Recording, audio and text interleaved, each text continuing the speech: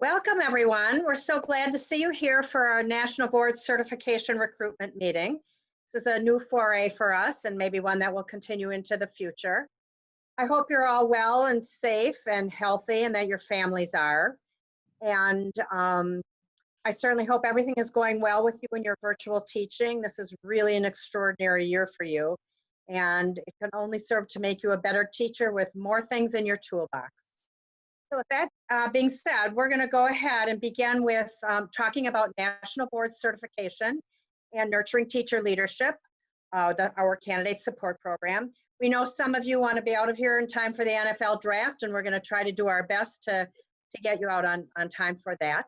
Right, Cheryl? Cheryl, I think we can see she's showing us. So let me introduce myself, and then we have an esteemed panel of National Board Certification staff and mentors and coaches, and professional development providers and cohort facilitators, and they're gonna help you tonight make a decision as to whether this is right for you. So I'm Lynn Cherkasky Davis, and I am Director of Teacher Leadership for the Chicago Teachers Union Foundation Quest Center, and I am the liaison for Chicago Public Schools, Chicago Teachers Union for the program of National Board Certification, because it is a partnership program. I'm a former member of the Board of Directors of the National Board for Professional Teaching Standards, as well as part of the state task force on National Board Certification for years. But most importantly, I am a former Chicago Public School early childhood teacher, and that's where my work is grounded. And you will hear tonight, we have representatives from early childhood all the way through high school. We have all different certificate areas and counseling, as well as teaching in the classroom. So let's meet the rest of our panelists. Hi, I'm Gloria Henlon-Jones. I'm nationally board certified in English as a new language. Young adult, it's hard to remember sometimes, young adult through young adulthood, it's high school. I worked in Chicago Public Schools, retired, and now I work with Lynn in the offices at CTUF, the Chicago Teachers Union Foundation, to support National Board Certification. I also mentor new candidates in my certificate area, English as a new language, and I support renewal candidates as well. And becoming an MBCT opened all these opportunities to me, especially after retirement. Hi, I'm Michelle Greenfield-Sleva. I also work with Lynn and Gloria in the Chicago Teachers Union Foundation offices and help run the NTL program and help out with renewal as well. I am an NBCT in early adolescent science. My chance to work with Lynn and Gloria is all because of my MBCT status, but not only did it open up a lot of doors for me after I achieved certification, but it also really changed the way I was able to teach and interact with my students and colleagues. So welcome to this journey. You will love it.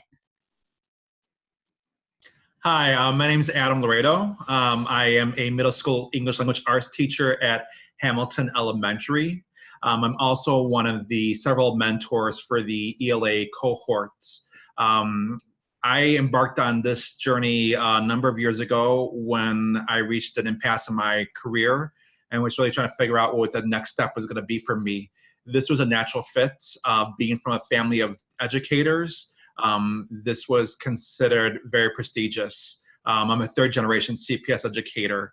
And as I enter my 20th year teaching, I really have to say that the process has helped me to develop my craft. Cheryl Bond, counseling. Can you see me? Okay. Cheryl Bond, counseling, George Washington High School, NTL 10.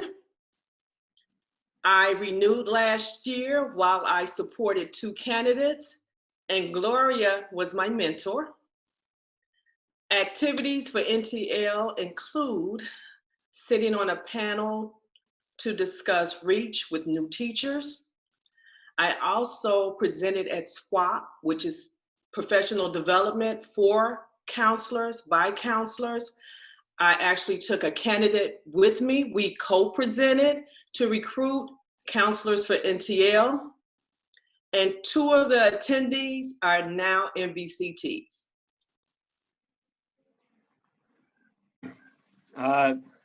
Good evening, everybody. My name is Michael Moriarty, National Board Certified Teacher in Mathematics, Adolescence to Young Adulthood, High School.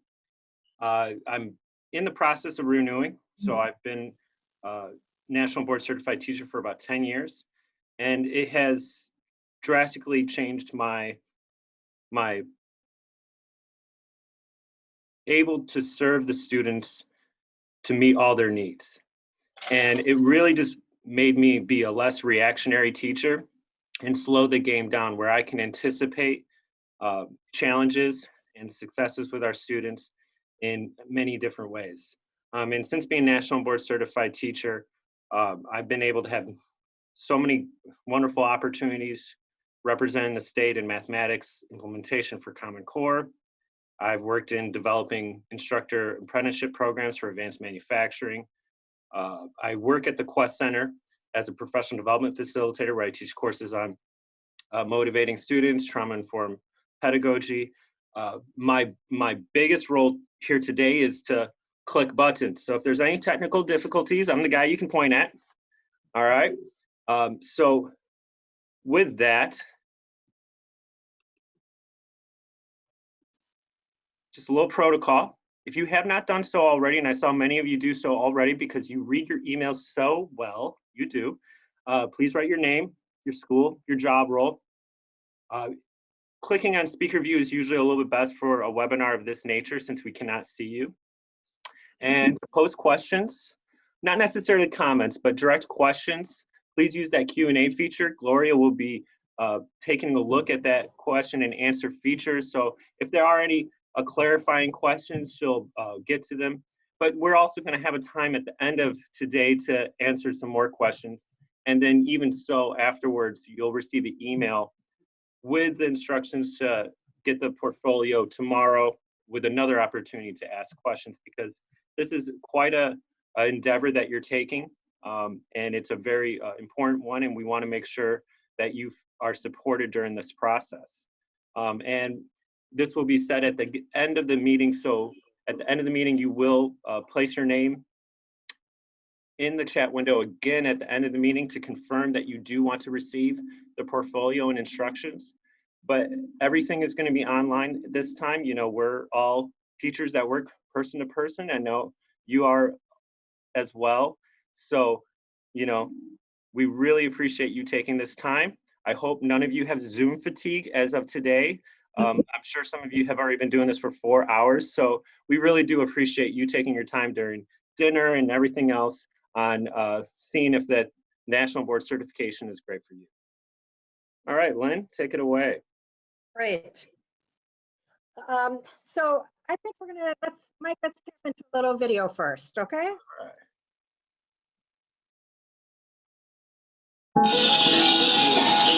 How can I reach the needs of each of my students? Am I making a positive impact? How can I be recognized? As an accomplished and highly effective educator. How can I grow as a professional? The mission of the National Board is to elevate the teaching profession so we can increase student learning and help our students reach their full potential in their future. I would explain National Board certification as a very intense focus on what are you doing, how are you doing it, and why do you do it that way? Being board certified has opened so many doors. It is so invigorating to be called upon to lead, to have your voice heard. I started kind of like blossoming, coming out of my shell. I started taking a little bit more leadership roles in school. I started a running program, and I wasn't afraid anymore. I wasn't afraid to think outside the box and make school fun for my students. Professionalism is having this common language, and I think National Board really helps with that. It helps in learning to not just perfect our craft in the classroom, but to talk to our colleagues about it and to own the language when we're collaborating and talking about that learning that we're doing. I look for certified teachers because I'm looking for the very best. It's a very competitive market. They help me make decisions because they see big picture. They're not isolated within their classroom. They have a big need for leadership. They really are looking out for the whole school, because if their world gets better, if our school gets better, the profession gets stronger. What's really exciting about National Board right now is we're looking at the entire continuum of teaching. So starting with pre-service teachers who haven't stepped into their first classroom, all the way through teacher leadership, those that are leading the profession in and out of the classroom. The National Board process doesn't end when you achieve, but it's a lifelong thing. Every teacher that goes through the process becomes a better teacher. By going through the process of becoming board certified, they're able to examine their work that they're doing each and every day, and it builds the strength that they need and courage to continue to push and to seek new ways to reach children. Going through the National Board certification process changes the way you look at teaching. It forces you to have higher and rigorous standards for the children and for yourself, but you also learn about being reflective on your own practice. And we transfer that reflectiveness onto our students. There's something about having that NBCT after your name. You have a little bit more credibility walking in a room. Any problem can be solved by putting a group of really smart NBCTs in a room together. I'm on board. I'm on board. I'm on board.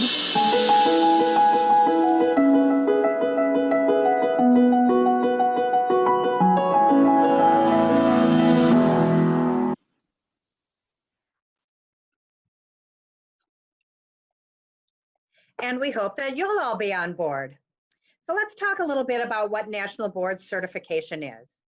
It's a credential for teachers, librarians, and counselors that is the highest credential a teacher in America can achieve.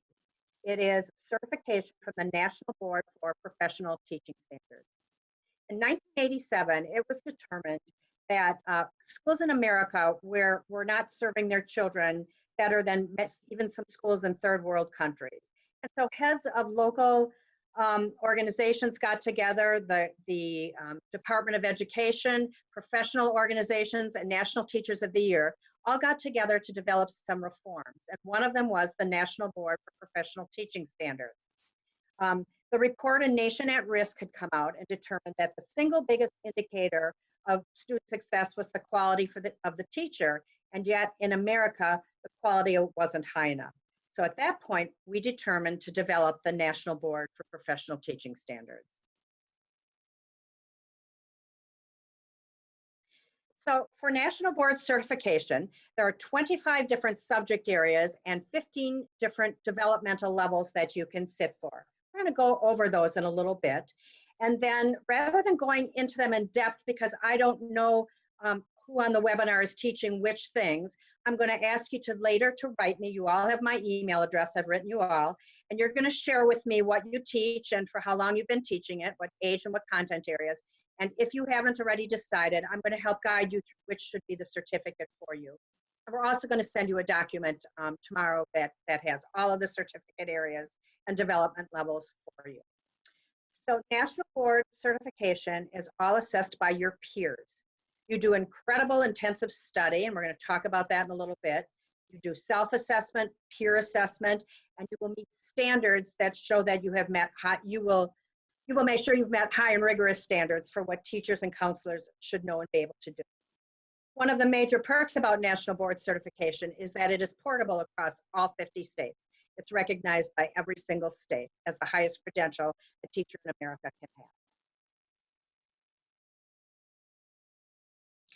So if you look closely, and I know it's kind of hard to see on your screen if you're on a laptop, these are the different certificate areas and the developmental levels. In fact, the first name of the certificate is the developmental level: early childhood, early adolescent, adolescent and young adulthood, and so forth, middle childhood.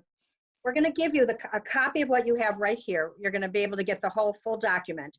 It's going to tell you exactly where you fall. But I want you to take a minute to look at this and find yourself.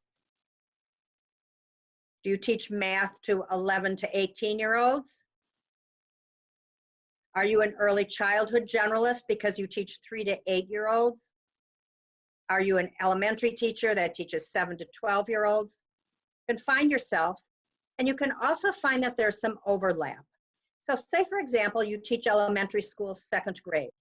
You can decide whether you're going to be an early childhood generalist or a middle childhood, not middle school, but a middle childhood generalist. So you would make that determination based on your knowledge and your preference. Say you teach science to 9th graders. You can decide whether you're going to go for the early adolescent, in other words, the 11 to 15-year-old science certificate, or whether you're going to go for adolescent and young adulthood, which is the 14 to 18-year-old certificate. So again, that will be up to you to decide, but all of us can help you decide on an individual basis what is right for you. And we're happy to do that through an email exchange. If you don't think you see yourself on here, or you have a particular question, please go to the Q&A section and write your question. Make sure to include your name, and Gloria will get back to you either today during the presentation or tomorrow, or if we have time at the end of the presentation, we will try to answer your questions then.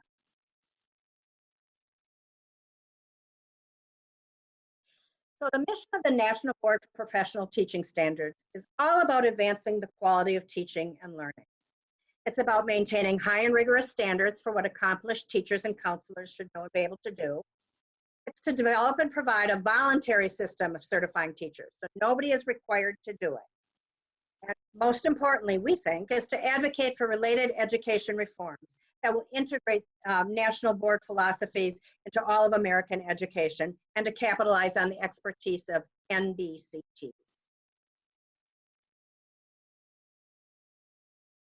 So let's hear another video that should excite you.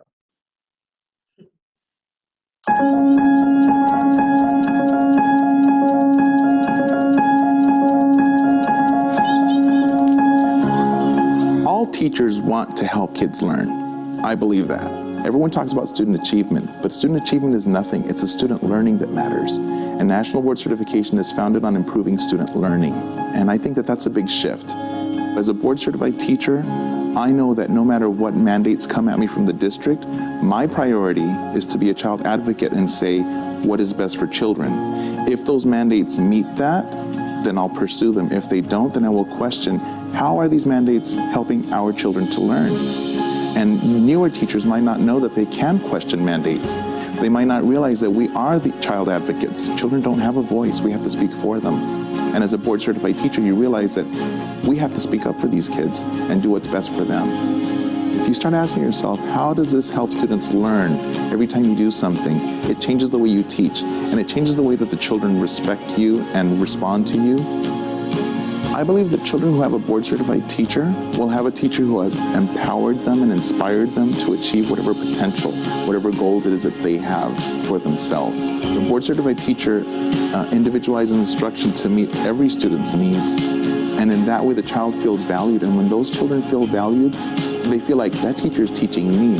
When every child feels that, then every child is empowered to really blossom and reach their goals. And I think that's the difference a board certified teacher can make.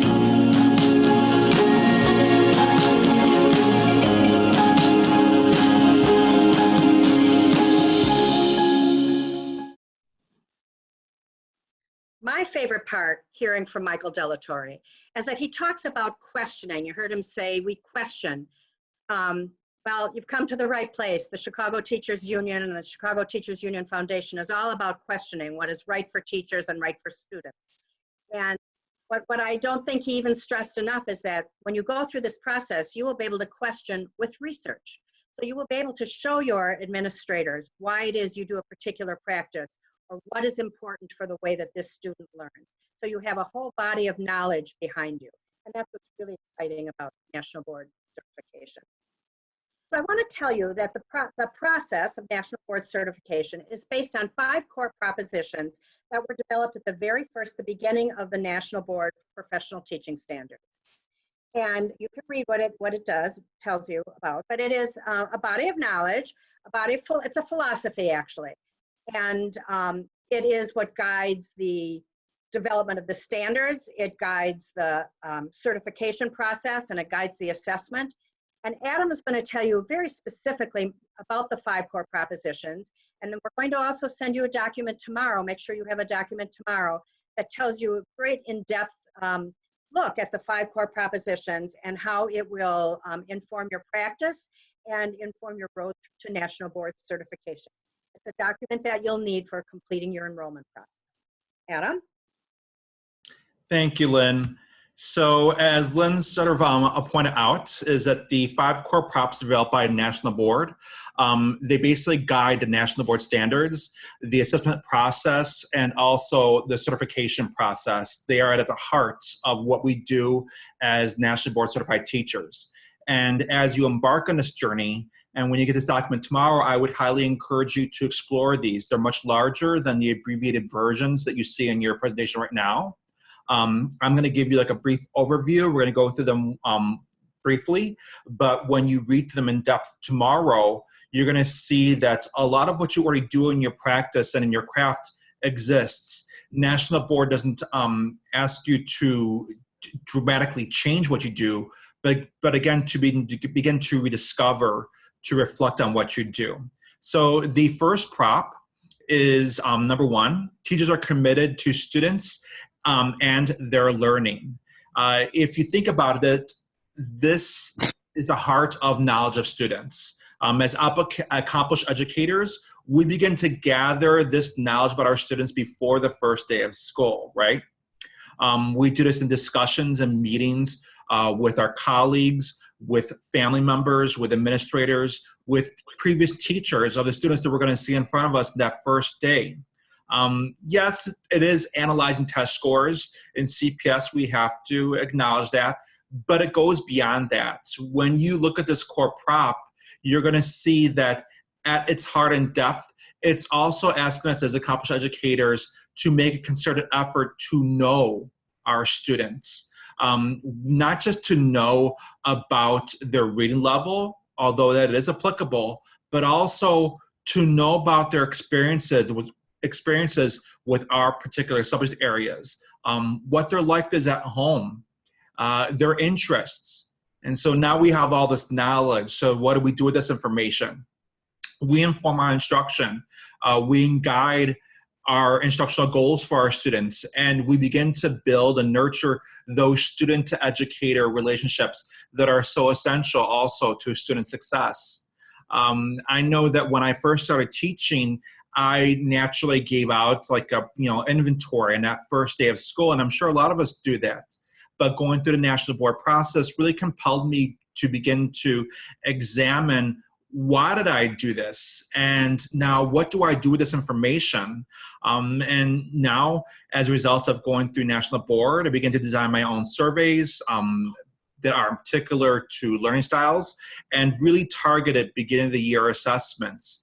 And I continuously go back to those assessments, refine them, and throughout the year now begin to try to continue to refine the knowledge that I have of my students to continuously inform my instruction.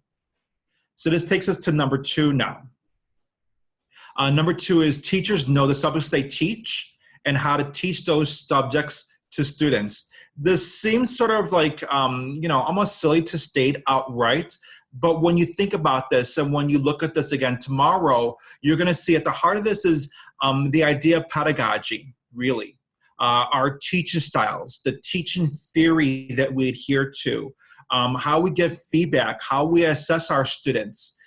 Essentially, how do we deliver the content of our particular curriculum to our class? When we design lessons as educators, as accomplished educators, we know that we need to consider a lot of different ways to teach. One size does not fit all. And we know that that decision is based on our own teaching experience, but also the context in which we teach in. And of course, the knowledge of our students. That goes back to core prop number 1.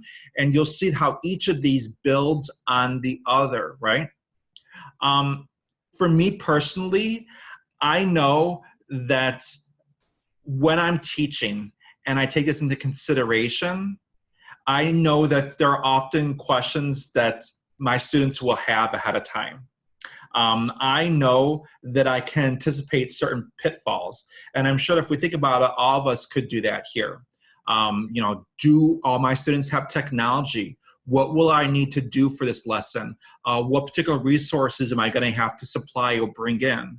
I think especially right now under the current circumstances, knowledge of students and also knowing how to teach what we teach is continuously changing. You have a whole world full of teachers right now who are literally trying to redefine and really compel a paradigm shift in their own teaching, right? So again, National Board is asking us not to drastically change, but really to reflect and embrace what we're doing. That brings us to number 3. Teachers are responsible for managing and monitoring student learning. I think this goes without being said, right? Yes, this can include tests. This can include summative assessments and includes projects, includes standardized test scores. But as you explore this core prop though, I think you see it goes beyond tests and quizzes. It's also the many informative ways that we assess our students on a daily basis, moment to moment as we're teaching. The formative means, exit slips, entry slips. I bet that all of us at least some point during our instruction will ask students, how many of you are getting this? And they raise their hands. How many of you can give me a thumbs up or a thumbs down or a thumbs in the middle? On a scale of 1 to 5, how successful are you doing? So we may have these many tools in our toolbox. Now what National Board is sort of asking us to do this core prop is, okay, we have this information and what do we do with this, right?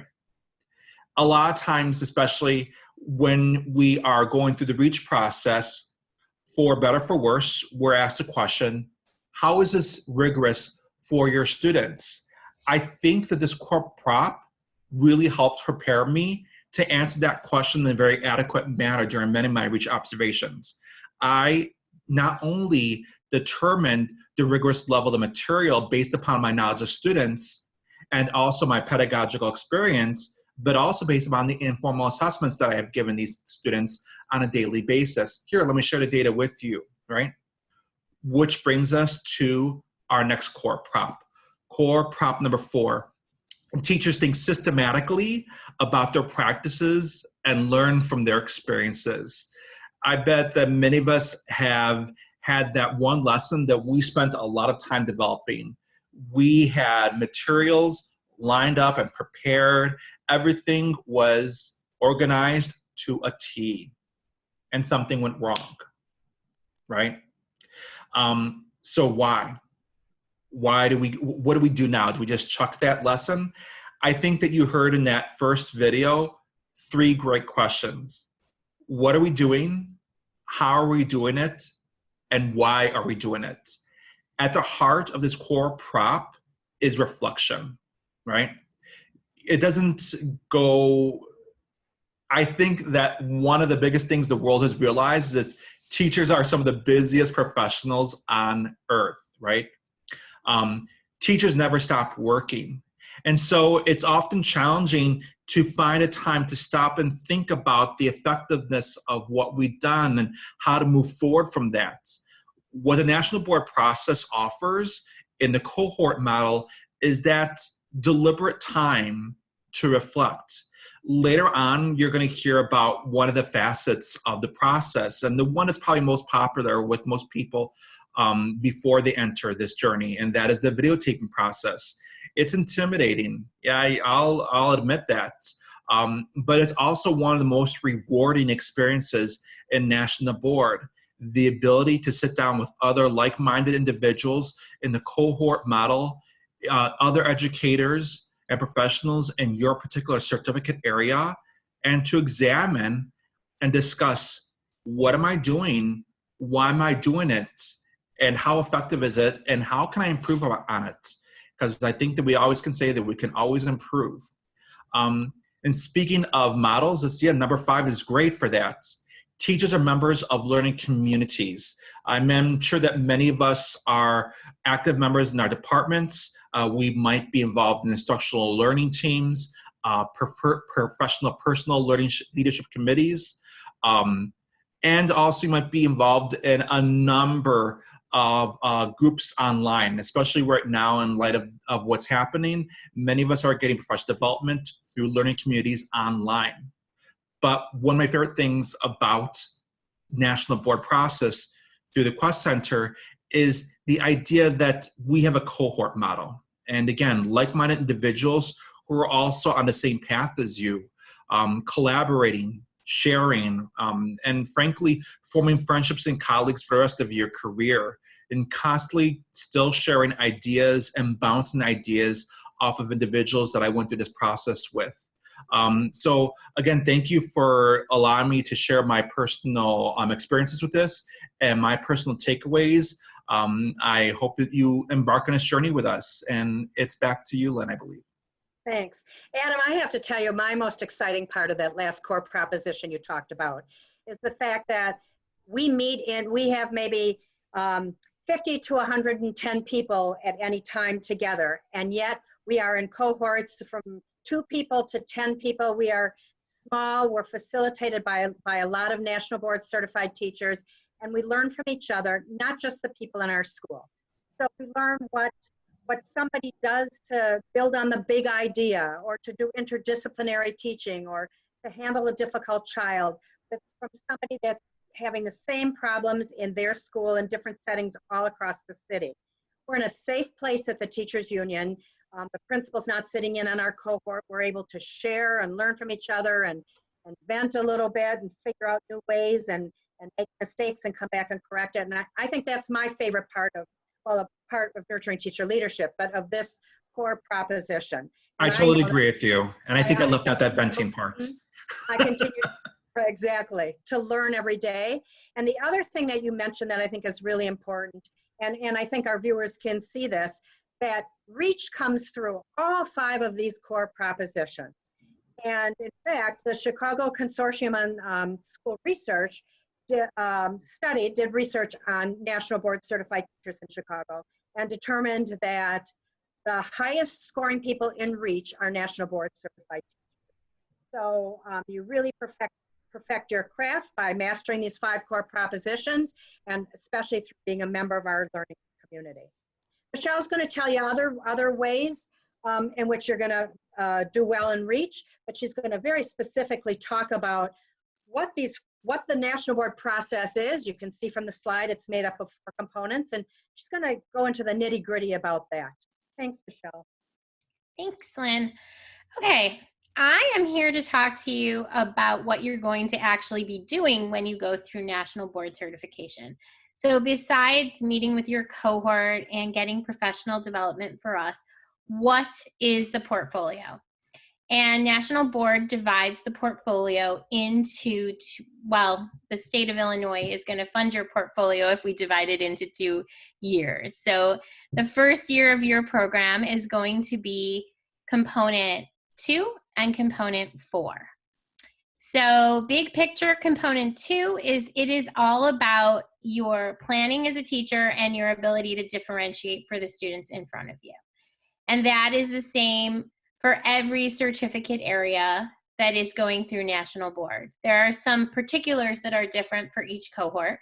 So for example, in science, a teacher going through science, no matter if it's early adolescent or adolescent and young adulthood, so middle school or high school, you have to demonstrate how your teaching of a major idea in science helps students learn. And you follow 2 students through the course of your unit of instruction, and you will submit work samples.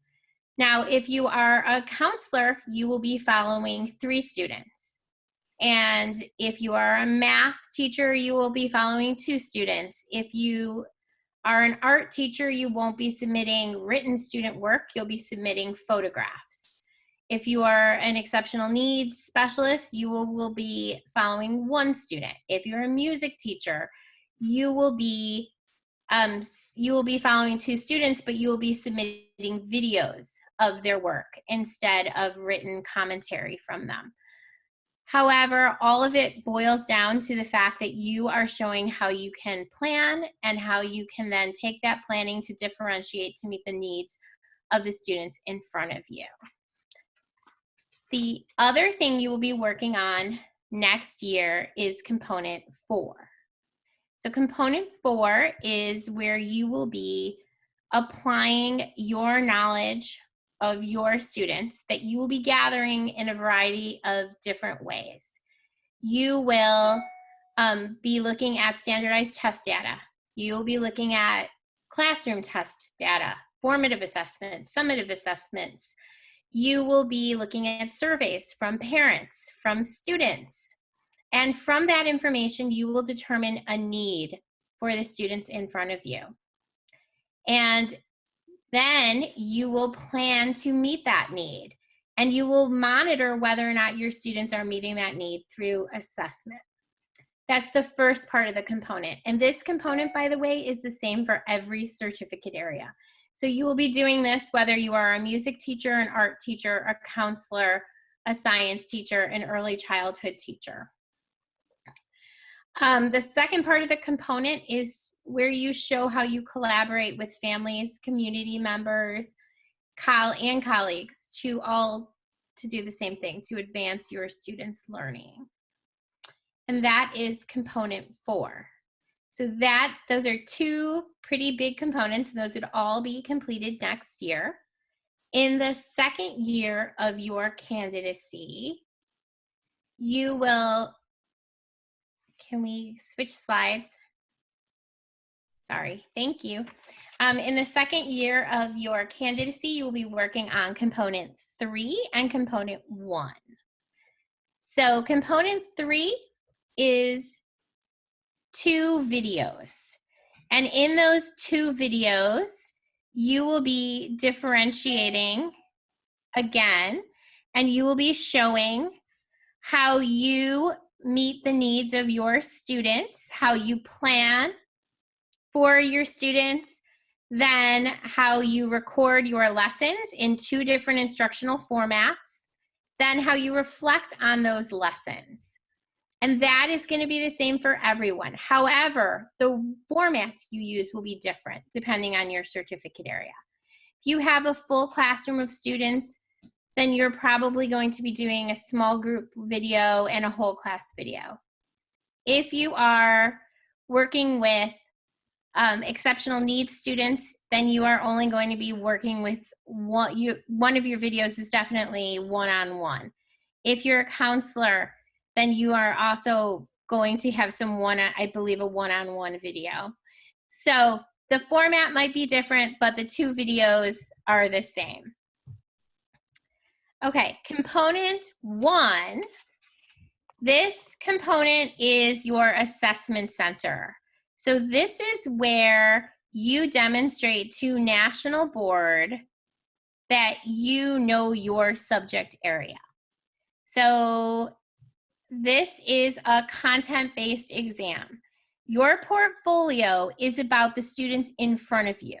Your assessment center is about all the students that you could possibly teach and all the different levels that you could teach. So for example, I'm a middle school science teacher. So if I teach 7th grade science, then my entire portfolio is on 7th grade science. However, when I get to the assessment center, I might be assessed on 6th grade science, 8th grade science, and all the way up actually through freshman and high school science, because those are the age levels of my certificate area. If you are an early childhood teacher and you teach 2nd grade, you are still going to be assessed on 3-year-old play and 4-year-old emergent literacy. So this is where your content knowledge comes into play, and don't worry, we do help you. You will have The assessment area is usually taken at the middle of June, actually, is usually the deadline. And we go as close to that as possible. And from that point, you will take 45 multiple choice questions, of which every answer is correct. But you must choose the most correct answer. And then there are 3 extended response prompts that you will answer. Again, we prep you really well for all of this. This is just kind of a general overview. So thanks for letting me share the components, and I hope to see you all next year. Thanks, Michelle. I think my favorite part of that is that it is a 2-year process. It used to be a 1-year process until it was determined that it was so rigorous that teachers did much better if they had a longer period of time to reflect and write and work on their entries and show growth over time for their students. It's also because that's how it's paid for by the state. You can get a 100% scholarship, which if you're in nurturing teacher leadership, you will get because we lobby for you to get that. And but it means that you take the 2 years to go through the process. So we're excited about that. We're excited that librarians can participate, that literacy teachers can participate, PE, art, music. I mean, everybody in the roles that they're in at their school can become a national board certified teacher with just, I think, a few exceptions of people who cannot. So we're excited about that. I do want to remind you, before I go on to talking about the very specifics of nurturing teacher leadership, that if you have questions, please do write them in the Q&A. Don't write them in the chat room. Write them in the Q&A because Gloria's going to be responding to you. And that also, if you came in late and didn't put your name, job role, or school, please do that in the chat room, because that's how we're going to determine who we send things to tomorrow, because we want to make sure that you've been here for the meeting so we can send you what you need to, if you decide you're going to enroll in the program, the materials that you need. So let's talk about nurturing teacher leadership. So we call it NTL, Nurturing Teacher Leadership. And that's because our main goal is to nurture you as leaders from the classroom. So you don't have to leave the classroom to become a teacher leader in Chicago Public Schools. Nurturing Teacher Leadership is a partnership of the Chicago Teachers Union and the Chicago Public Schools. We are codified in our contract, your bargaining agreement. It's Article 4427, which will delineate the payment that CPS makes and the service that CTU provides.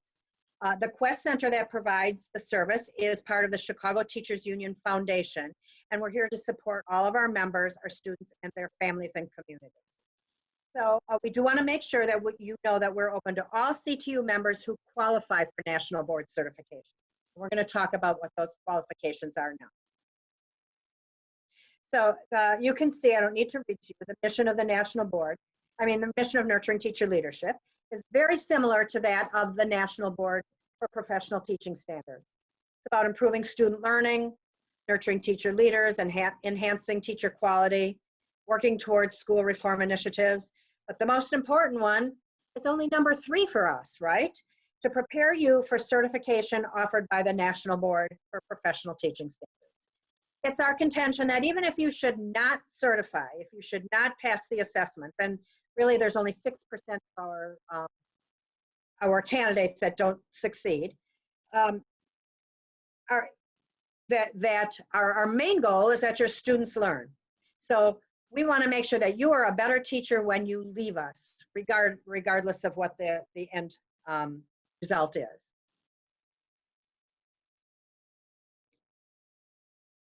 Okay, so now let's talk about your requirements. So when you registered, if there were any issues that I thought we had with whether or not you qualified for certification, I made sure to write you. And if you didn't hear from me about that, then you absolutely do qualify. You have a bachelor's degree, you hold a valid ISB teaching license, the professional educator license. If you are a world language candidate, and I know that some of you are, you have to take the ACTFL exam, and the ratings you have to get are advanced low or higher. Okay, so you have to do that within the last 2 years. You have to be a PAT, which is a probationary assigned teacher, or you need to be tenured. If you're a TAT, which is a temporarily assigned teacher, and you're like serving in somebody's say maternity leave, it's possible that you could lose your position part of the way through, and we don't want that to happen to you. So TATs or cadre substitutes don't qualify to be in national board. If you are, to go through the process, I should say.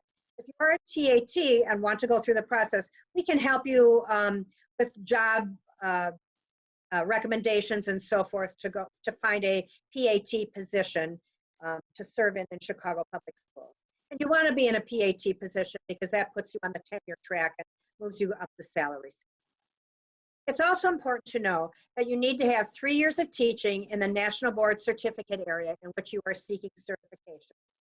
So that means that if you are teaching social studies in English, for example, and you don't know which certificate you want to pursue for your National Board certification, you'll look and see, which one have I taught for 3 years? Which one do I know the most about? Which one am I going to be teaching for the next 2 years while I'm going through the process? But you have to have at least 3 years of experience in that subject area and age group in order to sit for certification. Again, if you're not sure if you qualify, do write a question in the Q&A and Gloria will answer, or I will get back to you, or send me an email tomorrow and I will let you know where you fit. We also want to make sure that the schools that you teach in are approved by the National Board. So almost all schools are, as long as you are credentialed by a credentialing agency and that you are approved by the state. There are some cases when early childhood teachers have taught in a Head Start program and they're in a daycare center and they're not actually in a school system. If it is approved by a school system and you are a certified teacher and it's an accredited place, it may be allowed by National Board, and we'll connect you to National Board to find out. If part of your 3 years you taught overseas and you were at a Department of Defense school, that's great. If you were in a different school, we have to run that by National Board to make sure it was in one of their areas of certified schools to see if you qualify. And that's only if it was in the last 3 years of your teaching, including this year.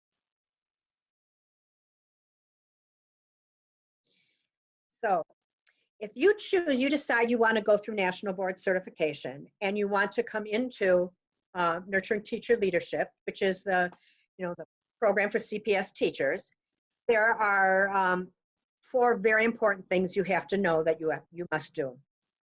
You have to complete a profile of professional practice. We're going to go through that a little bit at the end here, and then we're going to send it to you tomorrow. We're going to give you a link to it tomorrow. And this is a document that will take you about 20 hours to complete. And it tells us everything about your practice. You tell us about your grouping, and you tell us about your individual teaching style, and you tell us about how you work with parents, and you tell us of your content knowledge, how you group kids, and on and on and on. We ask you to do that for the sole reason of using it as a diagnostic tool for us. It is not because we are accepting you, because if you submit that, you have chosen us. We don't choose you. And if you submit that, we learn about you. We learn if you're weak in assessment, but strong in scaffolding. We learn your areas of need and we learn your strengths. And we use this, like I said, as a diagnostic tool. It helps us to determine which cohort to put you in, which mentors and coaches to put you with, what professional development to provide for you. It's your IEP, so to speak. So you will complete that. And you will submit it to us electronically by May 17th. That's a Sunday, actually. So by 11:59 p.m., you will submit it to us. There's 4 parts to it. Again, I said it is takes about 20 hours. And after you submit it to us, we take about 2 weeks and we review it. Various mentors and coaches and cohort facilitators will read it and go through it with a fine-tooth comb and send it back to you for a revision. And I'm going to show you what that looks like in a minute. We ask you to revise because we want to know more. We go into more depth. We're going to ask you why, and how do you do this? And because, and so what? We're going to ask you lots of questions about what you've written. And we do that for 2 reasons. One is we want you to take a deeper dive into your responses. The second is we want you to get an idea of what next year is going to look like for you. You do lots of writing, and your mentors do lots of reading and lots of cognitive coaching based on your writing. And it goes back and forth until you're ready to submit it in May. And our 94% achievement rate, which is twice the national average, which we're proud to brag about, comes from the fact that we have schedules for you to work, and we have a revision process that you have to have a tough skin for, and that builds your character, but also makes you a better teacher. So we do that, and as we model doing that in the profile that you will complete for us. The other requirement is that you attend both of our summer institutes. We're going to talk about the hours of those. They're small. Cheryl's going to go a little bit into depth about Summer Institute in a moment, but you are required to go to both summer institutes. For the fact that you are doing this professional practice profile, which we say should take you maybe 20 hours, and then a revision, maybe another 5 hours, and the fact that you're here today, and the fact that we will even have email conversations about your needs, we will award you 30 ISB PD hours for completing the profile and its revision. So of course, that's contingent upon you choosing to join our national board process.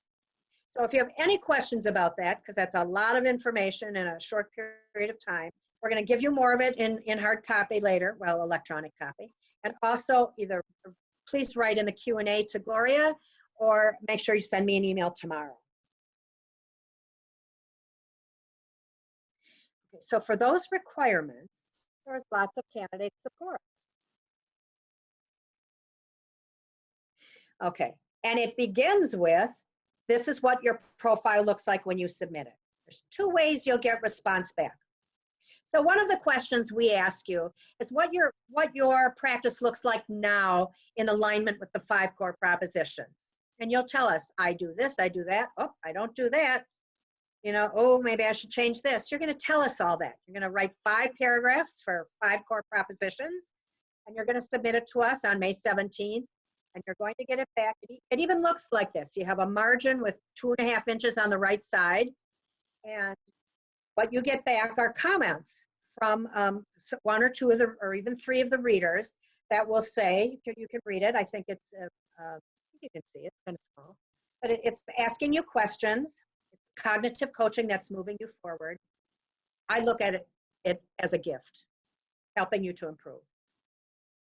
But you might also get back something that looks like this, because that's done by somebody who was sitting on an airplane responding to a candidate or profile. So it's possible that you could get it back, you know, with handwriting on it, but you'll get it back electronically, or through track changes. But expect to get this on your work all next year. It gets less and less the closer it gets to May 15th and submission day. This is a gift. So don't have thin skin. Make sure you look at it and say, thank you. I'm glad you're helping me move forward in expressing myself and making sure that I tell how I meet the standards. So Cheryl, why don't you talk about what goes next in our support for our candidates? So even though you start with the profile, support continues with Summer Institute. This is an opportunity for you to meet your cohort and participate in professional development activities designed around each of the components. So save the dates, August 3rd through the 6th and the 10th through the 12th. Summer Institute is intense, but I'll say it now, trust the process. You will feel overwhelmed but appreciative of the learning that will take place when you engage in meaningful professional development created for each component. Completing a profile is the first step that will assist NTL in designing professional development to meet your needs. There are other forms of support like external mentoring, certificate area study groups, and assessment center simulations. Those conversations will take place later. When you can move to the next slide. Oh, okay. Oh, look. Nice. Summer Institute. Oh. When school starts, expect to attend weekly professional development on Thursday and at least 1 or 2 Saturdays a month. Even though the time you spend in NTL may seem demanding, the benefits are great. A typical Thursday for counselors may include providing feedback on videos for component 3, including how to select the student for your one-on-one, or which teacher is easier to work with when you need to do your classroom lessons. I'm laughing because Mike Moriarty, when I went through National Board, I used his classroom for my lessons. And here we are, 12 years later, working together. Did you hear that, Mike? Okay, in addition, it is important to adhere to 4-day turnarounds for those revisions. You can also expect homework assignments in your cohort. Even though I have only been mentoring for 4 years, I make sure that I meet with my MBCTs for happy hour at least once a year. Over the 2 years you're going to spend together, you are going to celebrate birthdays. 2 of my candidates got married. 1 just had a baby in October. We exchanged Christmas presents. As a matter of fact, I remember, I don't know if Lynn will remember this. 1 year, the counseling team, we came in, we had on our ugly Christmas sweaters. I do remember. We used some props at CTU because they're always having parties. It's always some event, it's always something going on down there. And we stood in front of the props, we took this picture, and we created a Christmas card for Lynn and Gloria. Mm-hmm. Remember? So, getting back to the happy hours. Aren't happy hours from 5 to 8:30 every Thursday, Cheryl? Yes, that's when our happy hour is. But the happy hours with those MBCTs are actually my payment to them for helping me with second revisions for my cohort. I say all of this to say, hopefully you will become more than just a cohort and build friendships that will last beyond NTL. Thanks, Cheryl. Can we go back to that slide for 1 minute, Mike? So I want to make sure that people don't freak out too much about the time demand. There's a lot of reward for it. And we're going to talk about it in a minute about, you know, credits that you get towards salary advancement. But I do want to make sure you understand that we know that people have lives. We understand that we booked a class on Saturday in March and you have a wedding to attend. I mean, we understand that those things happen and we make provisions for that. So, you know, we're not, it's not like you can't miss 1 time or 2 times if you need to. But in general, you know, you need to be there. So, for example, Thursdays, you're there at 5 o'clock. We know that there's snow and traffic and parents stop in after school, and you're there at 5 o'clock. So your principals also know that. They sign a memorandum of understanding with us. They tell us, they say that they will not keep you after school on Thursdays. They won't move you out of your classroom assignment or out of your certificate area. They will allow you to take a personal business day for to take the assessment center exams, which will be in your 2nd year. They allow you to take on professional development days. They will allow you to come work with us at the Quest Center on your certificate and so forth. So we understand, and this is a partnership with the Board of Education, and they understand the expectations of your time as well. Also, Cheryl mentioned to you about 4-day turnarounds. And what she's telling you is that the gift that facilitators give you is that when you turn in work to them, writing about your portfolio, your school context, or your goal setting, or your summaries of your analysis and summary of students' work, they have 4 days in which to read your work and get it back to you with all the revisions like you saw on the profile a few slides ago. And then you have that same 4-day time period to turn around and get things back to them. The sooner you get it done, the more reads and revisions you get, the more cognitive coaching you get, and the better chance you have of achieving. So one of the other things we give you is, in some certificate areas, are book study groups. if we find that a particular cohort is weak in a certain area, they have a book study group. For example, Adam, can you talk about the one you had for just a minute this year with English Language Arts? Sure. We actually did 2 book studies, one about reading and one about writing, basically requiring that language that we had during our undergrad experience, what strategies and structural techniques we utilize, so that when we're answering questions for each of the components, we have, a very particular language. Okay, thank you. And early childhood, I know they're first and second grade teachers, or even kindergarten, who were going through the early childhood certificate, were a little bit weaker in what does assessment look like for 3- and 4-year-olds. So they did some studying as well in a particular author. I don't remember who it was, but something very specific that we didn't have enough time to cover in regular classes, and we didn't want the candidates to have to do on their own.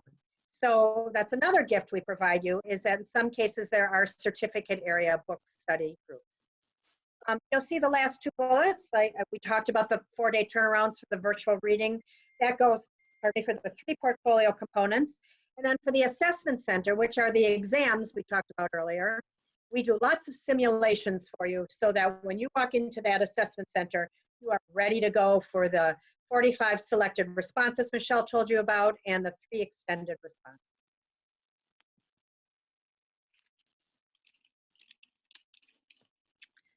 Okay, so for all of that work, it's not really work, right? When you love it, it's really not work. So let's talk about the incentives you get.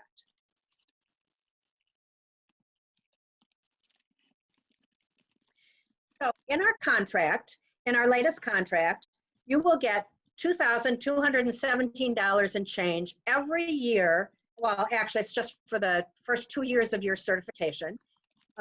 You will get a pensionable stipend, which means you will get 75% of that into perpetuity while you collect your pension. And then as our contract scale goes up, as our salary scale goes up, it goes up by 3% and then by 3.5%, so will your stipend for National Board. And then in the next contract, whatever percentage is increased, so will your National Board stipend every year. And you get it twice a year. You get it half of it after the first semester and half of it after second semester. So that's just a side benefit. It's great. You get endorsed on your Illinois Pell. You get a National Board for Professional Teaching Standards endorsement, which entitles you to a reduction of 50% of the PD that you have to turn in every time your 5-year cycle is up. So most teachers have to turn in 120 hours of PD. You will only have to turn in 60 hours. And yet, by going through our 2-year program, you earn 210 ISB PD hours. You can use, well, you will be using 120 of those, since 60, you're not yet board certified. 120, but depending where you are in your cycle. If your Pell cycle, because we're all different, ends between year 1 and year 2, you can split them over the 2 years. You can also bank some of those 210 to use in your following cycle. The other exciting thing, the last 2 things on here, are that you can earn 15 credit hours for lane placement to go up on the pay scale one lane, and you can earn up to 36 graduate hours. So altogether, you can move 3 lanes from where you are now. Normally during our recruitment meeting, this is the time when we talk about who has a master's degree, who is on which lane, who needs a master's degree, and so forth. But because we can't do that here, we're going to just give you an example of how you can move, and then I'm going to ask you to write Gloria in the Q&A, and so we know what specifically to address, or to write me tomorrow, and I can very specifically say, you'll tell me where you are and which lane, what credits you need, and I can tell you the best way to get them, because there's several different options. Can you hear me? I can hear you. Okay, Michelle is saying you can't see me. Can you see me? I can see you. Okay. You were gone for a while. You're back. I was gone for a while. I accidentally was out. So I am answering questions. Lynn, this is a good time to ask you to address having to attend class and realistic Absolutely. time, Absolutely. coaching, meetings at school, etc. So actually, Gloria, if you don't mind, I think I might do that in the obligations part when we get to that slide. Is that okay? So Sure. then you know what is required of you as far as attendance for the credits and even not for the credits. You're right. People are starting to ask, so. Okay, so we will make sure to talk to you about that. Let's talk for a second about incentives though, shall we? And then we will definitely come back to that. So a master's degree is optional. If you want to get a master's degree, we work with University of St. Francis, and they have a master's in teaching and learning. And by going through NTL for the first 2 years, you can, let me rephrase that. By going through NTL in 2 years, you can earn your master's degree. So the first year counts as six classes toward a master's degree. You don't know when one starts and one stops because it's just whatever you have to do for National Board, whatever you have to do for NTL. The only way that you know that one is starting, one is stopping is that you write a check to St. Francis University. So for each of the 3 credit hours, and we're going to give you a budget sheet later, but it is $675 every 3 credits up to the credits up to 18 credits from St. Francis University toward their master's. Then between your first and second year or after your second year, you take the remaining courses from St. Francis. They're all online, and it's 3 1-credit courses and 3 3-credit courses. So you will have your master's the summer after you leave National Board. And you've done nothing extra for them except for turn in some assignments that you do for us. We give you assignments, you turn them into them. And your grades are pass or fail, whether you do it. Of course, you have to, as Gloria did mention, you do have to attend your classes to, just like as if you were going through a university program to attend. And then you just take those extra hours from them. I think it's 10 extra hours virtually, and you have your master's degree. It's the cheapest and the best way to get a master's if you don't have one. It's not a content area. It's a teaching and learning, but it goes on at the same time that you get your National Board certification. So if you don't want the master's degree, you still can get the 36 hours. You can still take those 18 hours from St. Francis because you need them to go up on the pay scale. And you can take another 18 hours from our other partner, Roosevelt University. Same thing, you do nothing extra except for 6 times throughout the year, you pay Roosevelt University, and there you have 18 credit hours. 3, 3, 3, 3, 3, 3. And you've gone up to the top of the pay scale. The biggest incentive for most of us, and I think you heard it from the NBCTs earlier, is the collegial support and the work with a cohort of highly talented and committed CPS teachers. Not just the mentoring staff, and there's 50 of us, but the colleagues that you work with. So that's one of the best, I think, the best advantages. And then, of course, we celebrate you. We have a ceremony and we celebrate you at the end of, when you certify. And then you have opportunities. And I heard this earlier during people's introductions when they talked about leadership. You have so many opportunities to mentor new candidates upon achievement and to have other leadership roles at CPS and CTU. And they are paid roles. So there are costs with this, but you will see most of those costs are underwritten by the state, the Board of Education, and your union. So let's take a look at the costs. National Board charges $1,900 to go through the process. They charge half of it the first year and half the second year. However, there is no cost to you for the 2-year process because we will make sure that you get the ISB state scholarship. That is, of course, if you're a first-time candidate. If you have gone through National Board before and did not achieve and you're going through it on your own, you went through it on your own and now want to go through the state, if they once paid for a scholarship for you, they will not pay again. But if they never have, you are entitled to the scholarship. And that's really exciting. That's an advantage that Illinois teachers have that many across other districts and states have. The only thing that you pay is twice during the process, you pay a $75 fee to the National Board at the beginning of each cycle, okay? And of course, you pay for the graduate credit and the lane placement credit. Lane placement is $50 a class. and there's 5 of those. But so what you pay for graduate credit is very nominal. You maybe pay to order in dinner, but you don't pay for anything else. You don't pay for parking. It's just really such a great opportunity. So if you look at the 4th bullet, you will see what it costs to put you through National Board Certification. The NTL Candidate Support and Professional Development Program spends approximately $11,000 per candidate. It's a huge investment we're all making in you. For some people, it could be $9,000. For some people, it could be $12,000, depending on what your needs are. We differentiate depending on what your needs are. And so that's how much time are put in by all of these wonderful mentors and coaches, professional development providers, second readers. It's just great.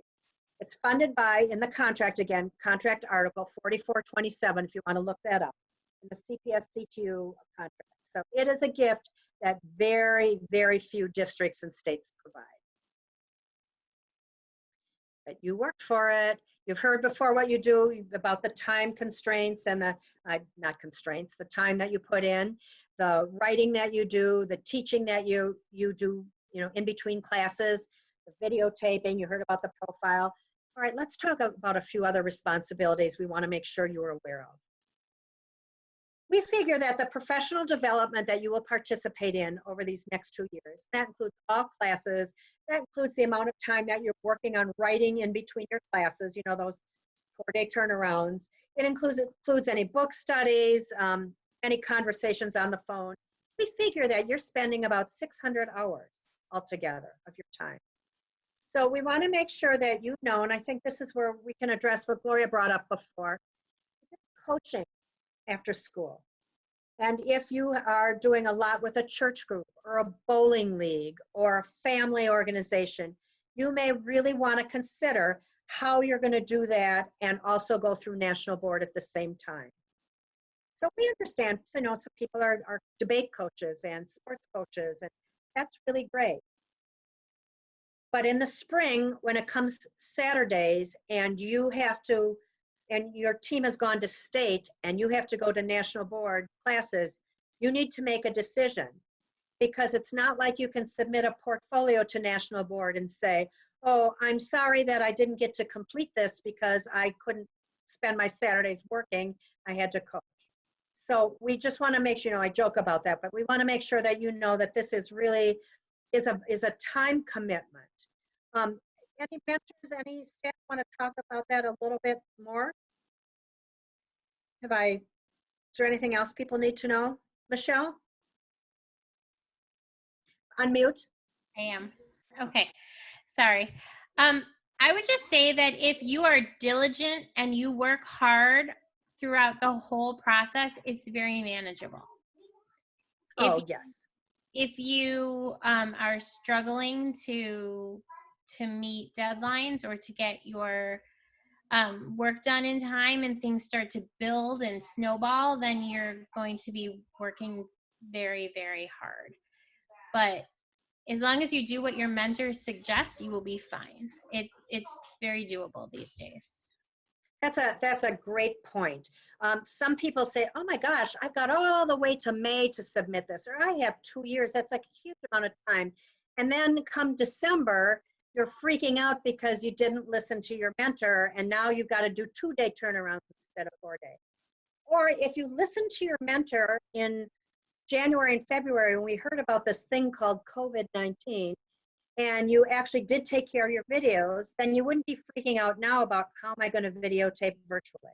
So like I heard Cheryl say, trust the process. Just want to make sure that you're kind of clear about that. And if you have questions, please put them in the Q&A, and either Gloria will get back to you, or I will, or we can write an email about it tomorrow. Yeah, so I remember when I started Summer Institute, I had a 2-week-old at home. Oh, right. And you just, it pays itself, the sacrifice that you make pays itself off in the end. And yeah, you guys can all do it. It does take time management though. But as teachers, that's really what we're best at, is time management. It's a skill that great teachers all have. So I feel that all of you can do this. You're absolutely right. And if you slip off the time management, you've got mentors and cohort facilitators that will catch you and get you back on the right track. But remember, Lynn, when I said I went through renewal last year and I had candidates to support. And so I got it done. And you were teaching. Counseling. Excuse me, yes, you were counseling. Thank you. So we talked about the second and third bullet. You commit to being at Summer Institute, you commit to 2-week participation. Summer Institute is 7 days the first year and probably 4 days the second year when you're a second year person. You do commit to, you will finish the process in the spring of 2022, but you commit to 1 next year of teaching in CPS on your National Board Certificate area after you achieve National Board Certification. And that is a CPS request because of their investment in you. You also agree that you will submit all 4 components. And I just think, I want to make sure I mention, because I didn't bring it up earlier, that half of your cohort has already completed components 1 and 3. They will be in their second year next year doing 2 and 4, while you're in your first year. So you're going to be able to learn from them. And then in your second year, when you're doing components 1 and 3, there will be a new cohort for whom it's their first year, also doing 1 and 3 with you. So you have also the support of teachers who've gone through 1 year of this.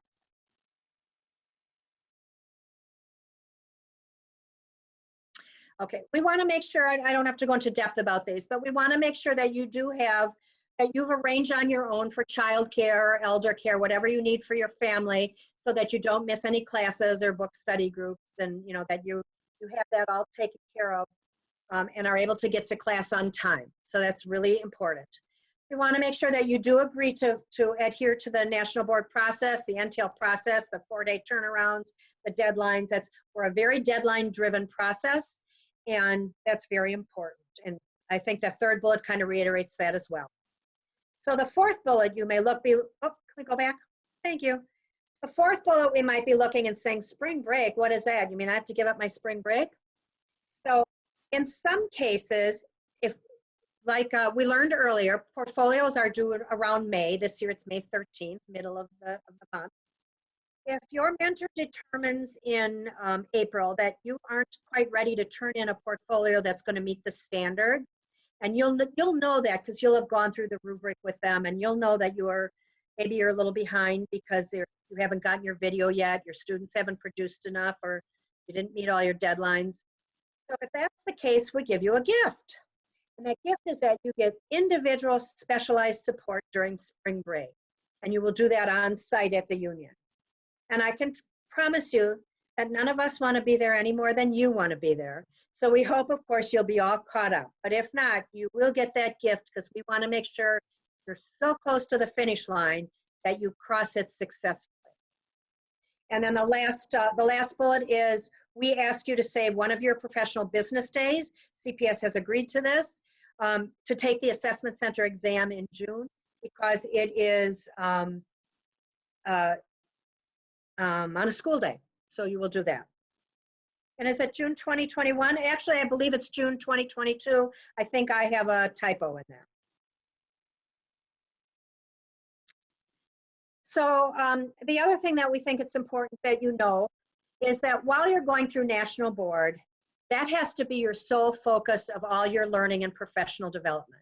So on your many Saturdays, we'll have lots of professional development for you on topics you need to learn.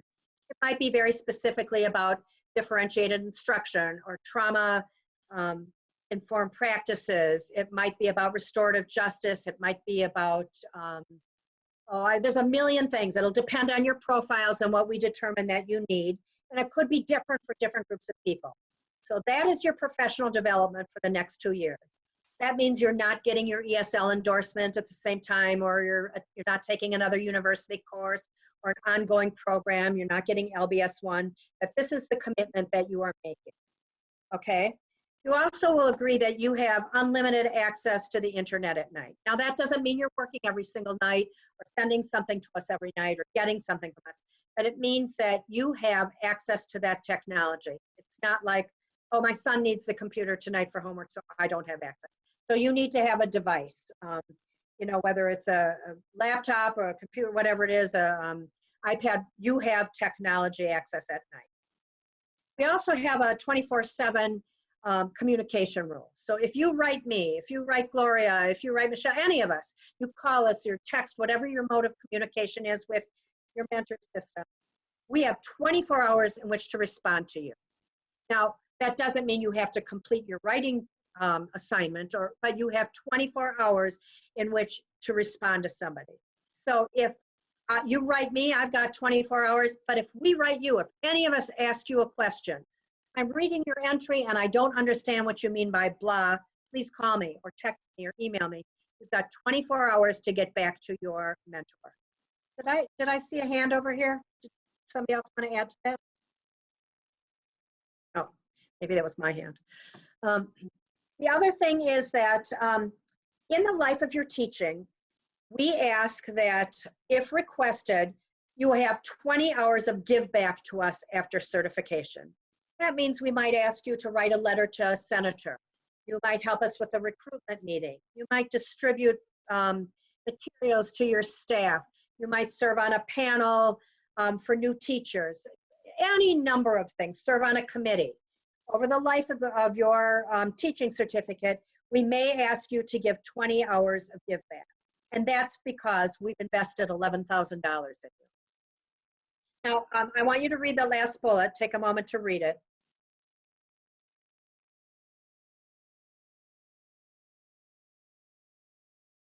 And we want to make sure that you know that when you make a commitment to this program, when you submit your profile, and again, you're the one that will choose us, choose if you want to do this. We don't choose you. If you submit your profile, you are in. We're excited to have you. And if you choose to join the cohort and you then later withdraw, CPS or CTU will bill you for the amount of the money of that $11,000 that they put out for you. So if they paid a mentor $2,000 to read your stuff over a year, and you decide in June, I'm done with this, I'm not going to do my, I'm not going to go for the assessment center, I can't anymore, you will be responsible for repaying. So just want to make sure that you know that. That's happened very, very rarely. We've had a few dropouts, and it's usually early, but we just want to make sure that you're clear that, you know, you would need to repay that gift. Okay, so we're almost at the end here. And what we're going to do is go through some of these documents that we're going to have for you. And Mike, correct me if I'm wrong, but we're going to send you a link to all of this tomorrow. And you're going to see this. Wait, can we just go back to this? Or you take me there. I want you to see what it is you're going to be getting in this link tomorrow. Yeah, here's the web page. I hope everybody can see that. Right. You see that So you're going those to be are getting up? I'm sorry, Mike, go ahead. Tell. Yeah, here's all the links for the documents, and we can review those real quickly to show you what those look like. And then some more information that we're going to hit up in just a second. And there are your main links to download the profiles and some more information that we'll also address in just a moment. And because this is small, Mike is going to go through. We're going to click each one so you can see. Thanks, Mike. So this is the full document of the 5 core propositions. You'll have access to that. You can print it out. You can download it. You're going to need this for one of the questions that we talked about earlier on the profile. That's going to ask, how does your practice align currently to the 5 core propositions? There's the document for you. This again is going to be the document, and it'll be, you know, full size if you want to print it out or however you want to download it, keep it, of all the certificates to help you determine which certificate, which age is best for you. Further questions about what exactly is National Board. So there's a description of each of the 4 components that Michelle so greatly talked about. Here's a little bit more distinction about each one of those. You're going to get that. We have, I think this is a maybe 2 or 3 page document of FAQs. Some of them are the questions you're asking now. Some are others. This should give you lots of information that either we covered or didn't quite cover, you know, to your satisfaction tonight. We want to make sure you have all this. What do I have to do? So forth. And then we're sending you a research document. And this is the research on what National Board has done for school districts, for teachers. There's research on Chicago, on I think how reading levels of students, teachers in the literacy cohort, how they've advanced so many months more than other students. I don't think the research is on here yet from the Chicago Consortium for Chicago, on the Consortium for Chicago School Research that I talked to about REACH. You can go to their website and find that. So anyhow, so we have that, that will be in what we're sending you. Oh, no. My apologies. Okay, Teach. We're also going to send you a copy of the PowerPoint. Yep. So you can go through that. Oh, this document, whereas it might be a little difficult to see, this one is it's 2 pages. You're going to get this also. The first page is very specific about what your payments would be to St. Francis to Roosevelt for lane placement if you should choose to take any of the graduate credits. It tells how to pay it, when to pay it, and that sort of thing. And the second page aligns to how you earn it. So say, for example, you need 30, you're in lane 3, and you want to go up 2 more lanes, which you need 30 hours for. So you can decide, am I going to take all of it? Am I going to take 9 credit hours in Summer Institute by doing lane placement, Roosevelt, and St. Francis? Or am I going to wait and just do the cheapest version and do lane placement across the year? I will get my 15 hours later that way, but it will be cheaper. So this will help you to determine, do I want it sooner to go up the pay scale, or do I want to drag it out because it'll be a little less costly for me? So normally this is the time when we take questions and answers. You tell me where you are and I help you figure out the best way for you, or we stay after the meeting and go through it individually. So we can't do that tonight, but you can write those questions to Gloria, or you can ask them at the end of our presentation, or you can write me tomorrow. And if it's something that we need to talk about to figure out, I will make sure to call you back, after you send me an email, so we can walk through what it might look like. And you don't have to make any of those decisions until Summer Institute. Okay? Now we're going to talk about that profile that we showed you early on, the profile that will take you 20 hours to do, the profile that is due at 11:59 on Sunday, May 17th, and the profile for which we will award you 30 ISB PD hours to complete. So we're going to show it to you in a minute. We're going to go through just a few pages. Of course, I'm going to get the whole document tomorrow. But I want to tell you that it's very important that you know that there's 4 parts you have to fill out. The first part is basic information that we're collecting about you. It's, I think, 3 pages, and you tell us just some basic stuff about you. Then the next part, the short response, there are 17 narratives that we ask you to respond to. We're going to show you a couple of them in a minute. They're very brief responses. They have word limits. We may say, in 150 words, tell us how you group kids to address X, Y, or Z, and why you do that. After that, there are 6 essays, and those are longer essays with page limits. So we may say, in 2 pages, tell us X. In 4 pages, no, we don't do anything in 4 pages. I know, one of them is in 2 pages, align yourself to those 5 core propositions. There's one section when we ask you to look up the standards for your particular certificate area. We give you the link at the national board where your standards are, and we ask you to take about 12 to 15 lines to tell us what your current practice looks like in regards to those standards. That way we know, remember I said this is a diagnostic, that way we know what your strengths are, what your challenges are, so we know what support to provide you, what mentorship to give you. That helps us know what you as a candidate need. And but we don't give a page limit for the standards because everybody has a different number of standards depending on your certificate. Then the last section is just 2 longer essays about your content.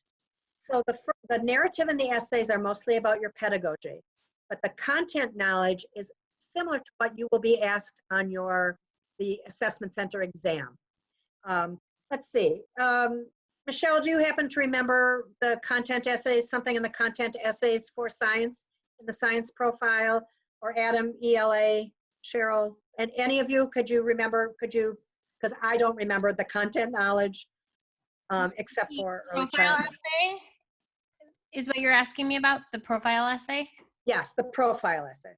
So we take the big ideas in science and we ask you how energy and matter fit into them. So systems, order, and organization. And then measurement. It just goes through it's a very simple question, but it involves you going through and telling us exactly where energy and matter fit into those big ideas. And then there is a second question which asks you about the continental drift theory. In math, it's pretty crazy. It's just some math problems. Oh, right. And we ask you to show your work. Yeah, it's good stuff. And we're gonna review the portfolio in just a moment, so you'll actually see what that looks like. Right. In early childhood, in early childhood, we show them a graph, and there's some errors in it, in the student's response to what we ask. And we ask you to find the errors and tell us how the child got those errors and what you're gonna do to help that child fix those errors. And so for counseling, there is a question about your comprehensive school counseling program. So if you're not, if you haven't turned in an EBIP, then that will be a difficult question for you to respond to.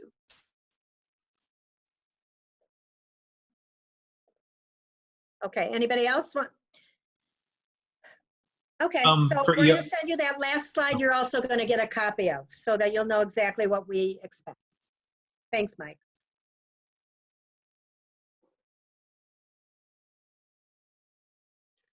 Just to note that these are embedded links, so if you do open up the PowerPoint, you can click right in there. But everything is on that web page that I showed to you before, and we'll show you again at the end of it. Right, and that I'll send you tomorrow, and to anybody who's been on the webinar, you'll get that tomorrow either from Gloria or me. And so it'll come from either my name or from National Board at ctuf.org, and all of the information you need will be there. So should we take a moment, Mike, and go into the teacher librarian? Okay, and now right now, if there's specific questions, make sure to send them to Gloria. Don't put them in the chat. But I also want to remind you that if you haven't signed in the chat, make sure you do, because we were going to be sending this to people who are have told us in the chat that they're on here. Okay, so I think this is about 20 pages long. We're just going to show you a few. So this is the cover. Everybody gets this. It tells you the 5 core propositions. That's the first page. It lists the certificates that we support.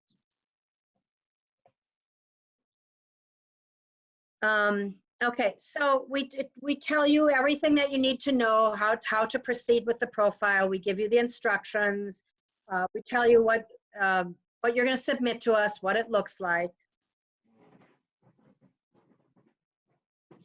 Here it tells you how to submit, where to submit, questions to ask yourself, you know, if you're ready for this. Okay. Now comes the part that you need to answer. See, and you can do it all online. So you're going to tell us, this is just the basic information that we're collecting for you. I think there's 3 pages of this. So let's go on, let's go a little deeper, okay. That's just, all right, so right here, we're giving you the instructions for the narratives. Remember I said there's 17 narratives. It's a little different for the counselor, so we're going to go through that in a minute. But here we tell you, write in first, can you just go back to the top of that one? I'm sorry. We say write in first person active voice. You're talking about you, not we, not my team, not we are learning about oceans, because you aren't learning about oceans, they are. It's very hard to talk about yourself, but we want to make sure that you're doing that here. This is all about me, me, me, me, me. And it's all about your certificate area. So you will only answer about your certificate area. If you're teaching science and math, but you're going for the math certificate, you're only going to respond to any and all of the questions as a math teacher. We give you a word count. You can go 5% above or below the word count, but that's all. The prompts, which we're going to show you in a minute, all need to be copied and pasted into your document so that the person who's reading them knows what they're asking. Let's take a look at some of those prompts. So can we hone in on 4 a little bit, or can we not? Can you enlarge it? Okay, so it's a question about differentiation. We're saying, and you're going to copy this. You see it's got an A and a B. Copy this into your profile, copy and paste, and then you're going to respond in 250 words. You're going to tell us why you differentiate and how you differentiate. We want to make sure you address how do you differentiate to meet the students' varied learning needs, interests and talents, challenges, and prior knowledge.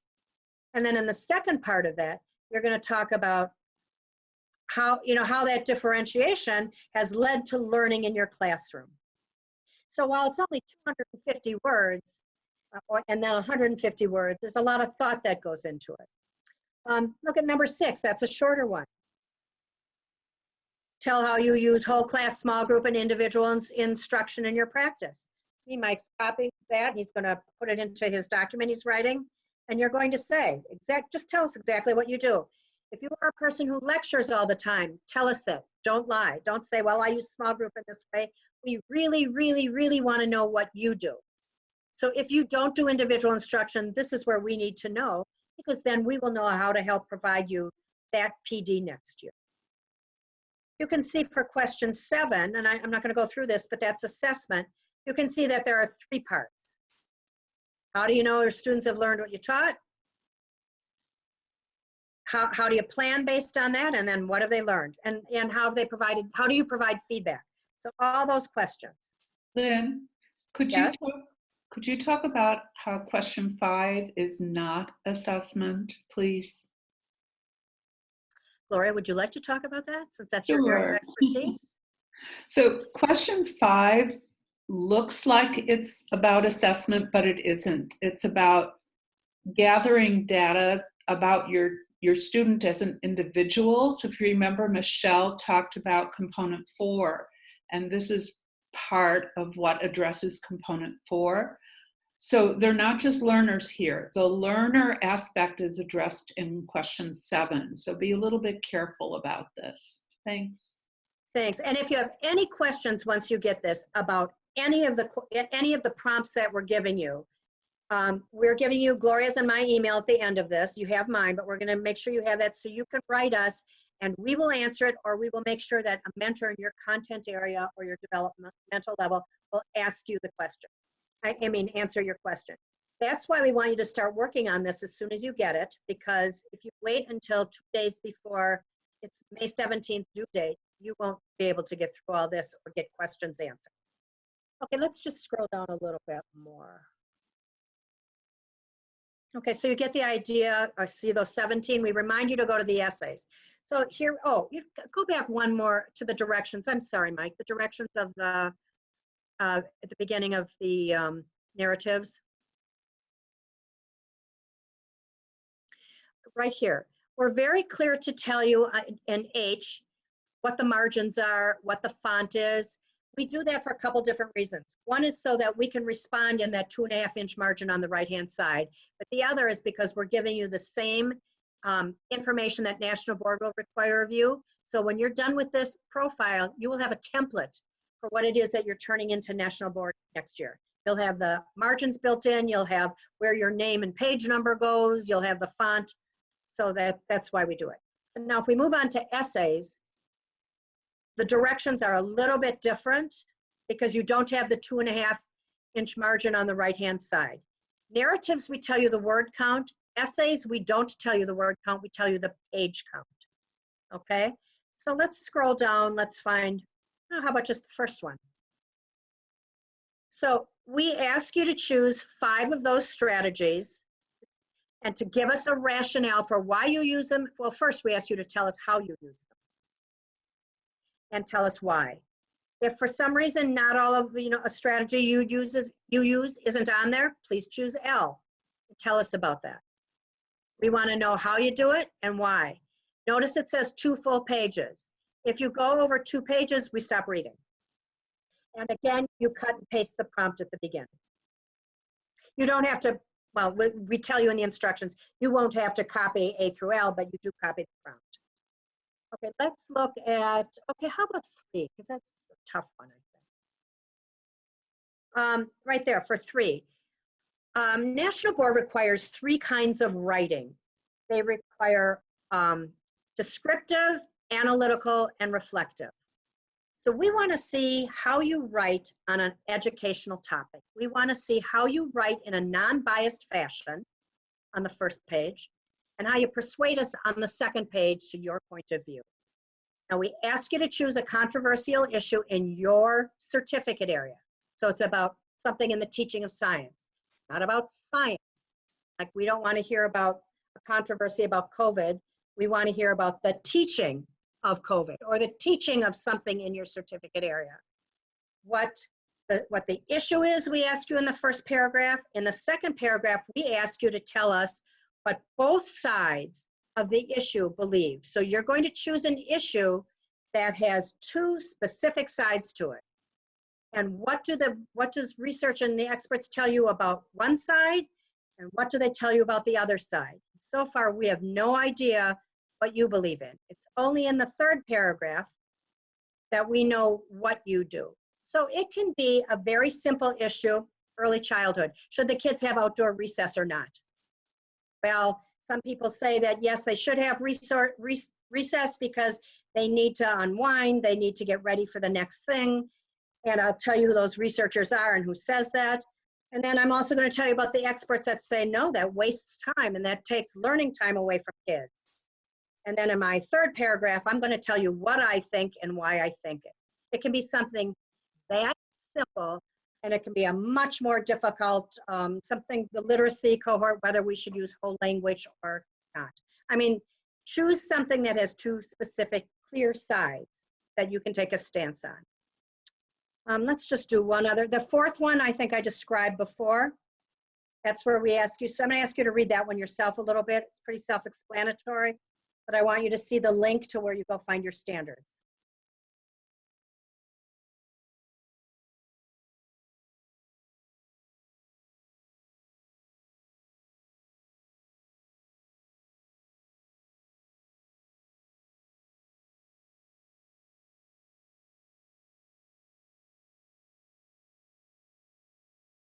Okay, and again, any questions, you'll write me about that when you get this, or as you're working on it, you'll write one of us, you know, over the next couple weeks.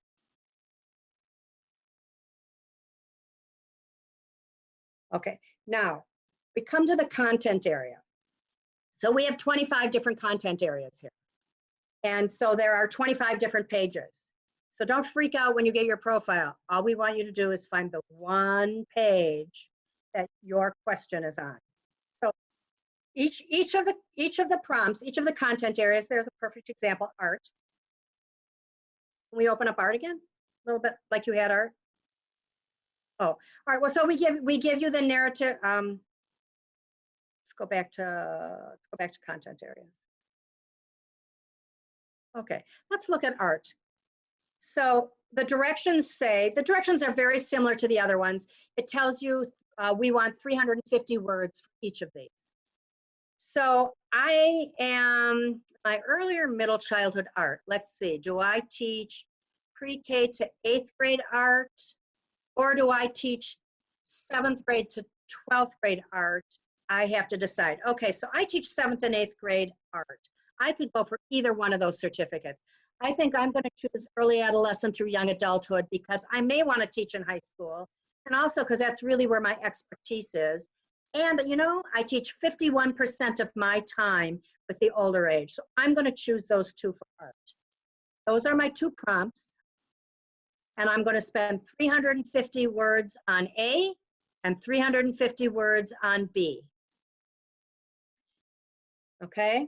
Now the prompts are alphabetical, so you can go to your page, with the exception, I think, of literacy and ELA, English Language Arts, because they have readings for you. And I think math is at the end because yours is different. Like Mike said, you have mathematics to actually do in yours.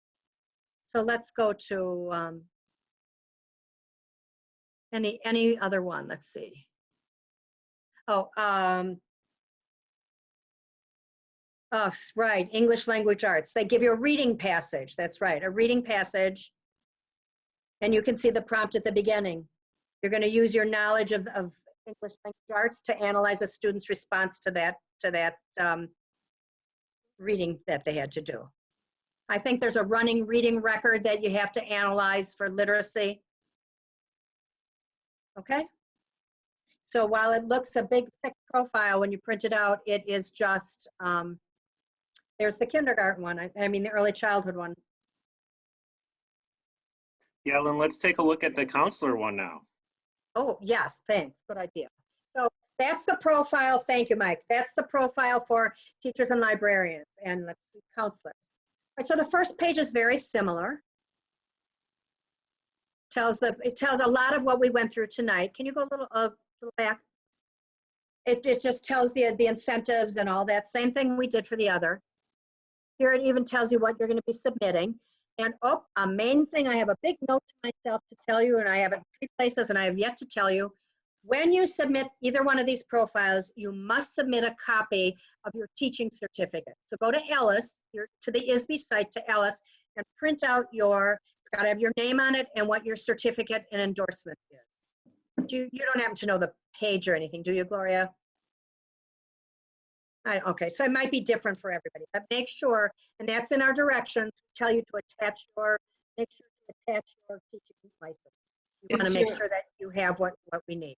It's your Ellis account, and it's the page that actually shows your license with your endorsements and your years of teaching. It's 1 or 2 pages depending how long you've been teaching, but in Ellis.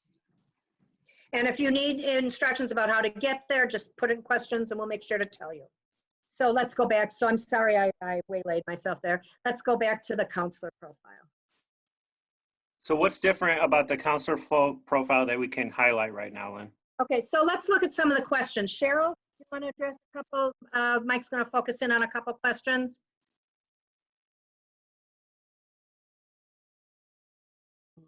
See, they have a differentiation. Actually, let's do that one. They have a differentiation question, but it's a little bit different. I can't see. Can you enlarge it a little bit, Mike? The number 5.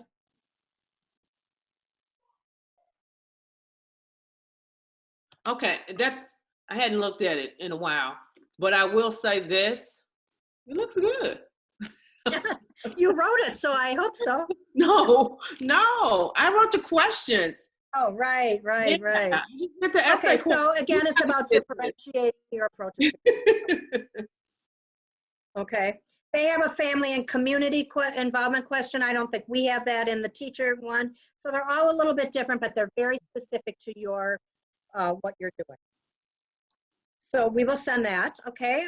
Do we need to go? I don't know that we need to go through any more of the counseling one. Is there anything in particular, Cheryl, you want us to point out? No, it's just the essays. They need to know that whether, it doesn't matter if you're in elementary or high school. You need to be able to respond to questions about each. That's right. Yeah. So you're right. Like we talked about before, I think Michelle mentioned this. So if you counsel just at the elementary school or just in a special ed department, that's what your portfolio will be based on. But when it comes to the exams at the assessment center, you have to know early childhood through young adulthood of counseling because it's a whole, the whole thing you have to learn. And do you have content area questions for the counselor one or not? Is that all throughout? Mike, are they just narratives and essays? Can we go back to the last page of that one? No, they're counseling content certificate area questions. Okay, that's right. There it is. I just wanted to make sure that you had those as well. Same thing, 350 words each. So, is this for me? Take a look. Ask yourself those questions.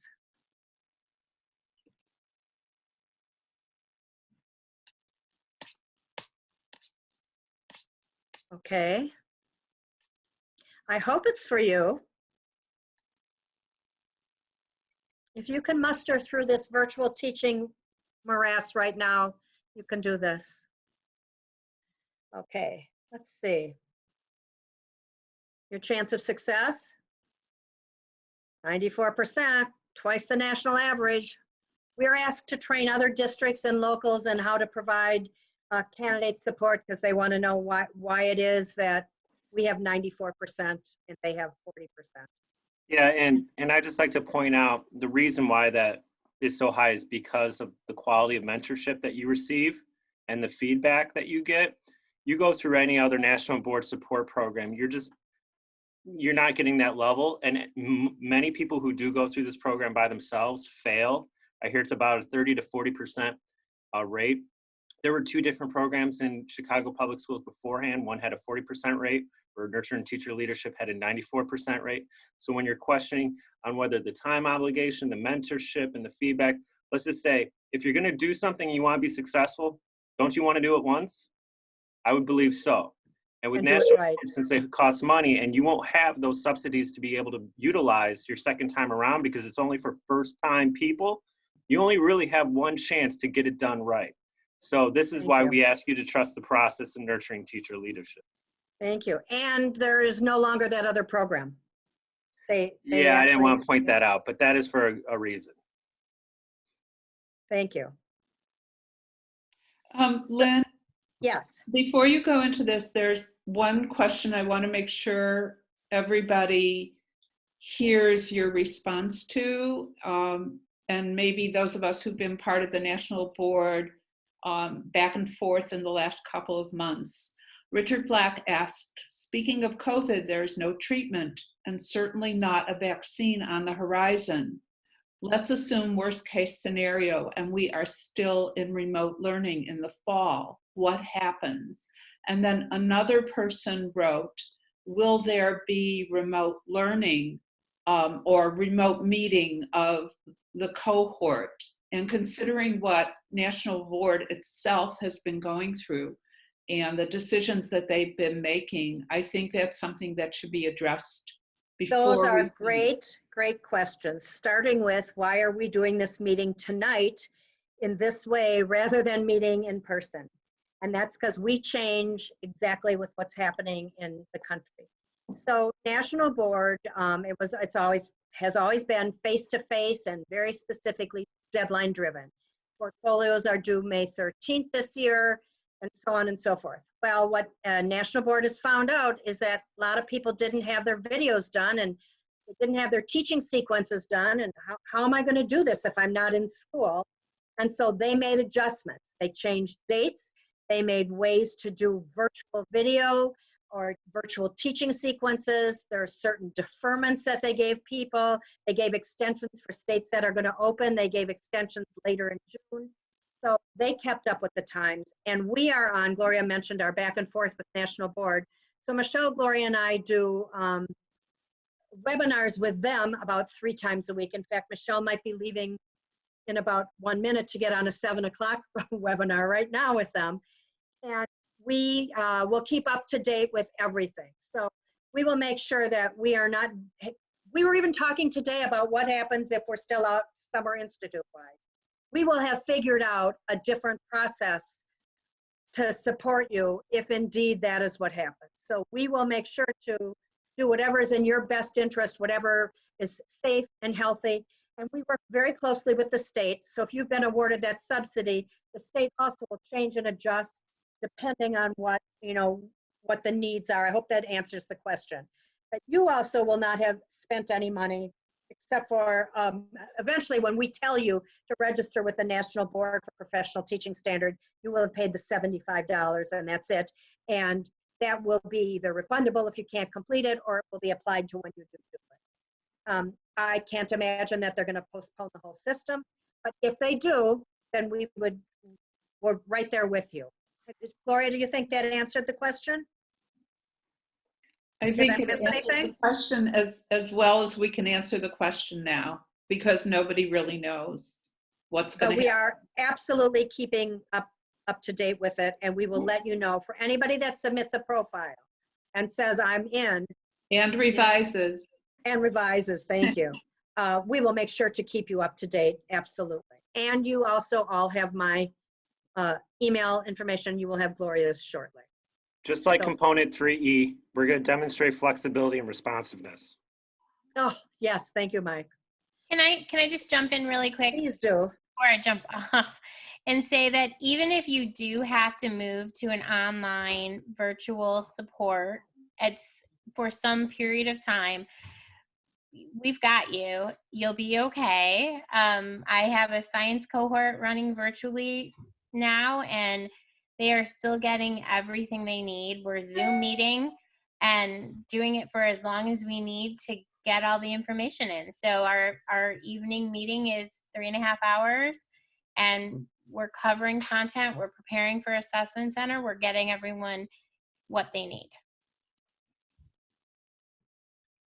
So we will work with you. It may change what professional development looks like, but if we have a huge team and we're working, I think, harder than we've worked before to make sure that it's the right thing for our current candidates, and we will for you as well. So we're here to support our members, right? You're all CTU members. We're here to support you. So if you're sure that you're going to complete the profile, this is something you absolutely need to know. So if you're napping for any part of this webinar, now is the time to wake up. This is about getting your $1,900 subsidy. Usually what happens is people turn in their profiles. It's been happening all year. And then we have them register for the subsidy. But the subsidy window is closing May 10th. The $1,900 state subsidy is closing May 10th. And our profiles aren't due till the 17th. So if you are absolutely sure you're going to do this, we're going to send you this link tomorrow. I guess you can write it down. It's long, right? Yeah. And then you click into it. We're going to send it to you. Click into it and register for the certificate. I mean, for the subsidy. Now, we want you to do it as soon as you absolutely have made that decision, because in some cases, they come back and say, we need more information. 2 examples. If the 3 years of teaching were not in Chicago Public Schools, they may ask you for verification for the first year or the second year before coming to CPS. And it might take you a minute to get that. The other example is that they verify on Ellis that you're teaching 100%. And in some cases, Chicago Public Schools has not recorded your 100% FTE status. In some cases, for some reason, they have you as 99%. Or even as 85%. And we need to get that straightened out right away. So in fact, I heard from them today, there's a person that Gloria and I have been following. She's at 99% because she took part of a year off, which means she did not have her completed 3 years. So we have to find another year of service for her to qualify. So the sooner you do it, the better. And we're going to send you that link tomorrow. Hopefully you've had time while I'm talking to even copy it down to go there. And the people that give the subsidy operate out of Illinois State University. It's called the National Board Resource Center, NBRC. So while it's ISB, it's not on the ISB site. And again, for first-year teachers, don't go to the National Board and try to register for anything at the National Board for Professional Teaching Standards. Because if you are, you're registering for the current year, so don't. Okay, all right? Don't do anything till we say, now go pay your 75. We're gonna send you a copy of this slide as well. All right, so we're aware that it's 7 o'clock and we do want to respect your time. We have a 4-minute video to show you. The quality's not the best, but the message is amazing. And then we have just one more thing just to wrap everything up in a direction so we can ensure that we send you the portfolio. But mind you that if we did this a month ago, it was 3.5 hours long. So I hope you can stay with us for about 6 to 8 more minutes. And then if you have any questions, we will also stay on the line. So let me tell you before Mike clicks into this video, we debate about whether we're going to show this all the time because it's not very good quality. But this is a person who achieved board certification in 2012. She did it while we were on a strike. She did it while there was a massive school closings, and she achieved board certification.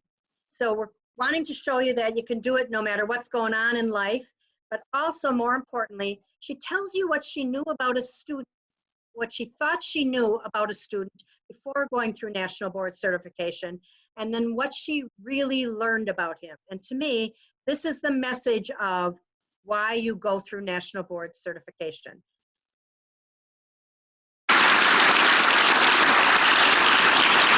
Good evening, I'm Samantha Randall, as Lynn said. I teach at South Shore Fine Arts Academy in an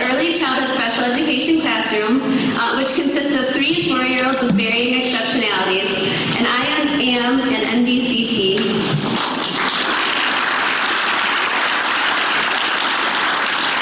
Last year was hectic for me. It was my 6th year teaching at Fermi Elementary School, and it began with the teacher strike, as it did for all of us, and then seeing Fermi on the school closing list, then attending countless community forums, and finally feeling the emotional turmoil that accompanies watching the only school I'd ever taught at close right before my eyes.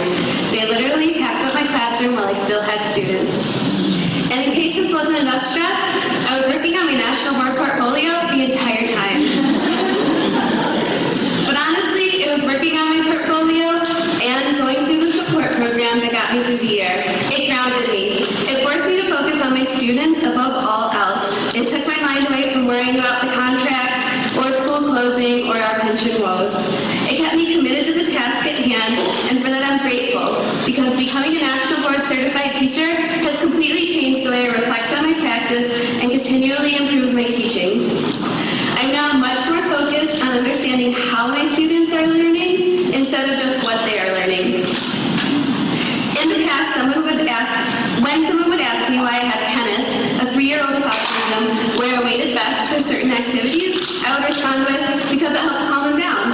And that was really the best answer I could give you.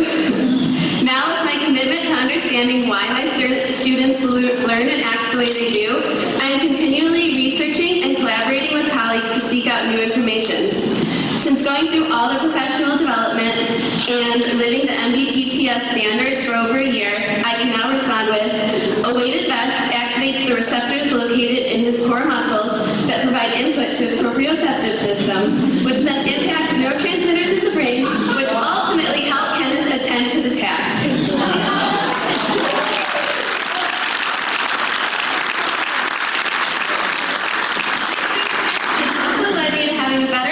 Of the sensory processing issues and how to help my students overcome them.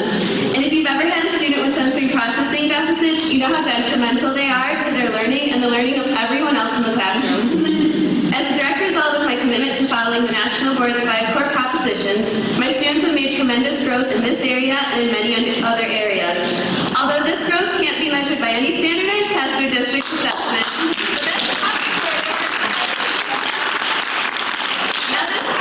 was challenging. I mean, 20 drafts of a 15-page entry where you talk about one single student challenging, and that's just one section of the portfolio. The most I ever had to write about one single student before was an IEP, and that's mostly fill in the blank. Earning my master's degree in special education and autism wasn't even this difficult.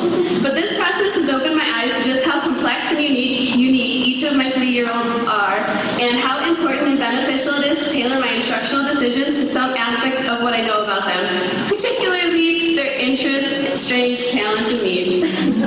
It's a much more purposeful way of teaching, and their growth tells me it's working.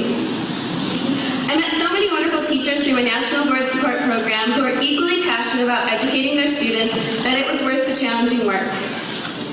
I might not miss the countless hours of writing new drafts of my portfolio, but I do miss our in-depth.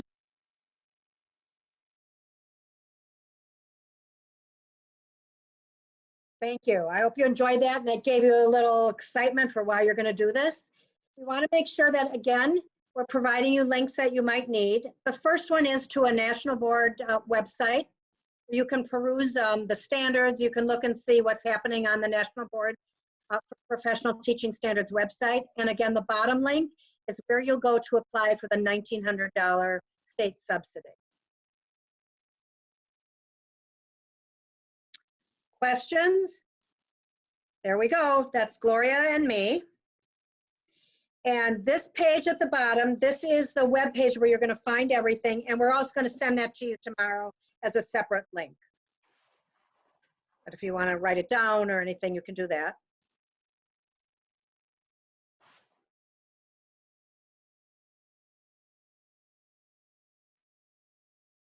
Okay. And I want to make sure that everybody who's online now goes into the chat room and tell us again your name so that we know that you've been here for the webinar and we can send you the materials tomorrow. So even though you registered earlier, I mean, you signed in earlier, we want you to sign in again so that we know that you're here now and we know to send you the materials tomorrow. Just be aware that when you write to me at National Board, you are writing to Nurturing Teacher Leadership. You are not writing to National Board in Washington. So right, you're not writing to the National Board for Professional Teaching Standards. You're writing to us right at the CTU offices. Good point, Gloria. Okay, so make sure that you're in the chat room, you're letting us know that you're here. Yeah, and this is going to be recorded. And once I merge all the files and do all that fun clicking button stuff, that will also be on the webpage that you see down there. Oh, wow, great. Also, please put your name in there in that chat room. The chat room will be recorded. The question and answers will also be recorded. And that will help us guide the supports that we will provide you through Nurturing Teacher Leadership. Thanks, Mike. All right, so it's 10 after 7. I'm going to hang around for a little bit, and so are the panelists. Do we have time for maybe 3 people to ask questions? If they want to raise their hand, how do they do that? I don't see it on my screen, but do they have the raise the hand feature? Or in Q&A, so that we can unmute people that may want to ask questions? I'm going to go stop share.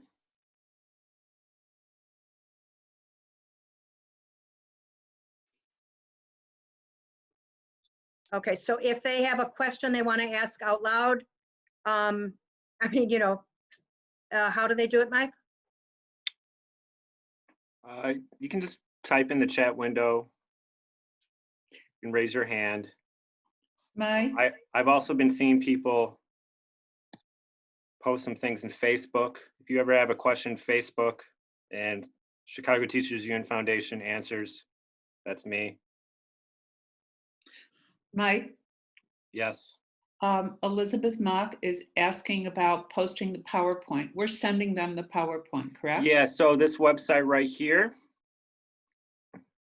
Oh, wait, my screen's not shared.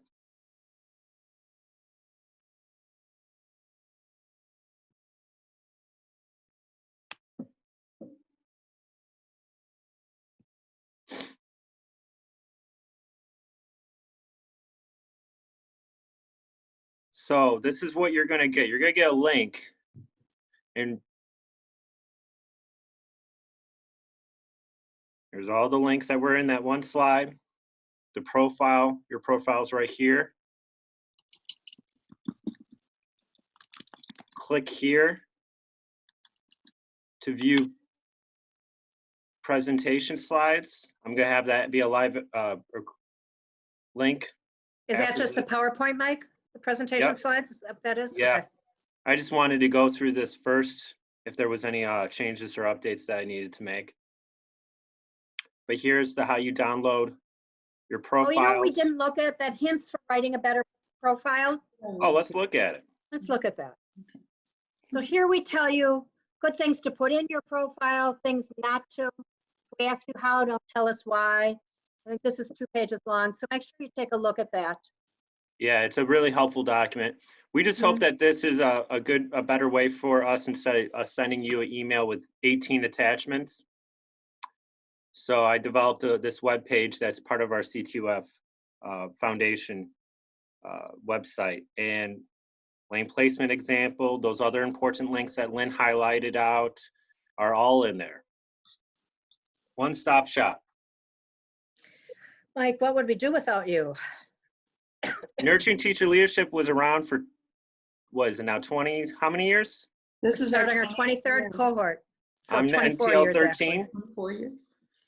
I remember Gloria driving me to the post office at 11 p.m. to drop off my portfolio because it was paper. That's right, a box. Where you had to make sure everything was in the right order. If it wasn't in the right order, it got thrown out.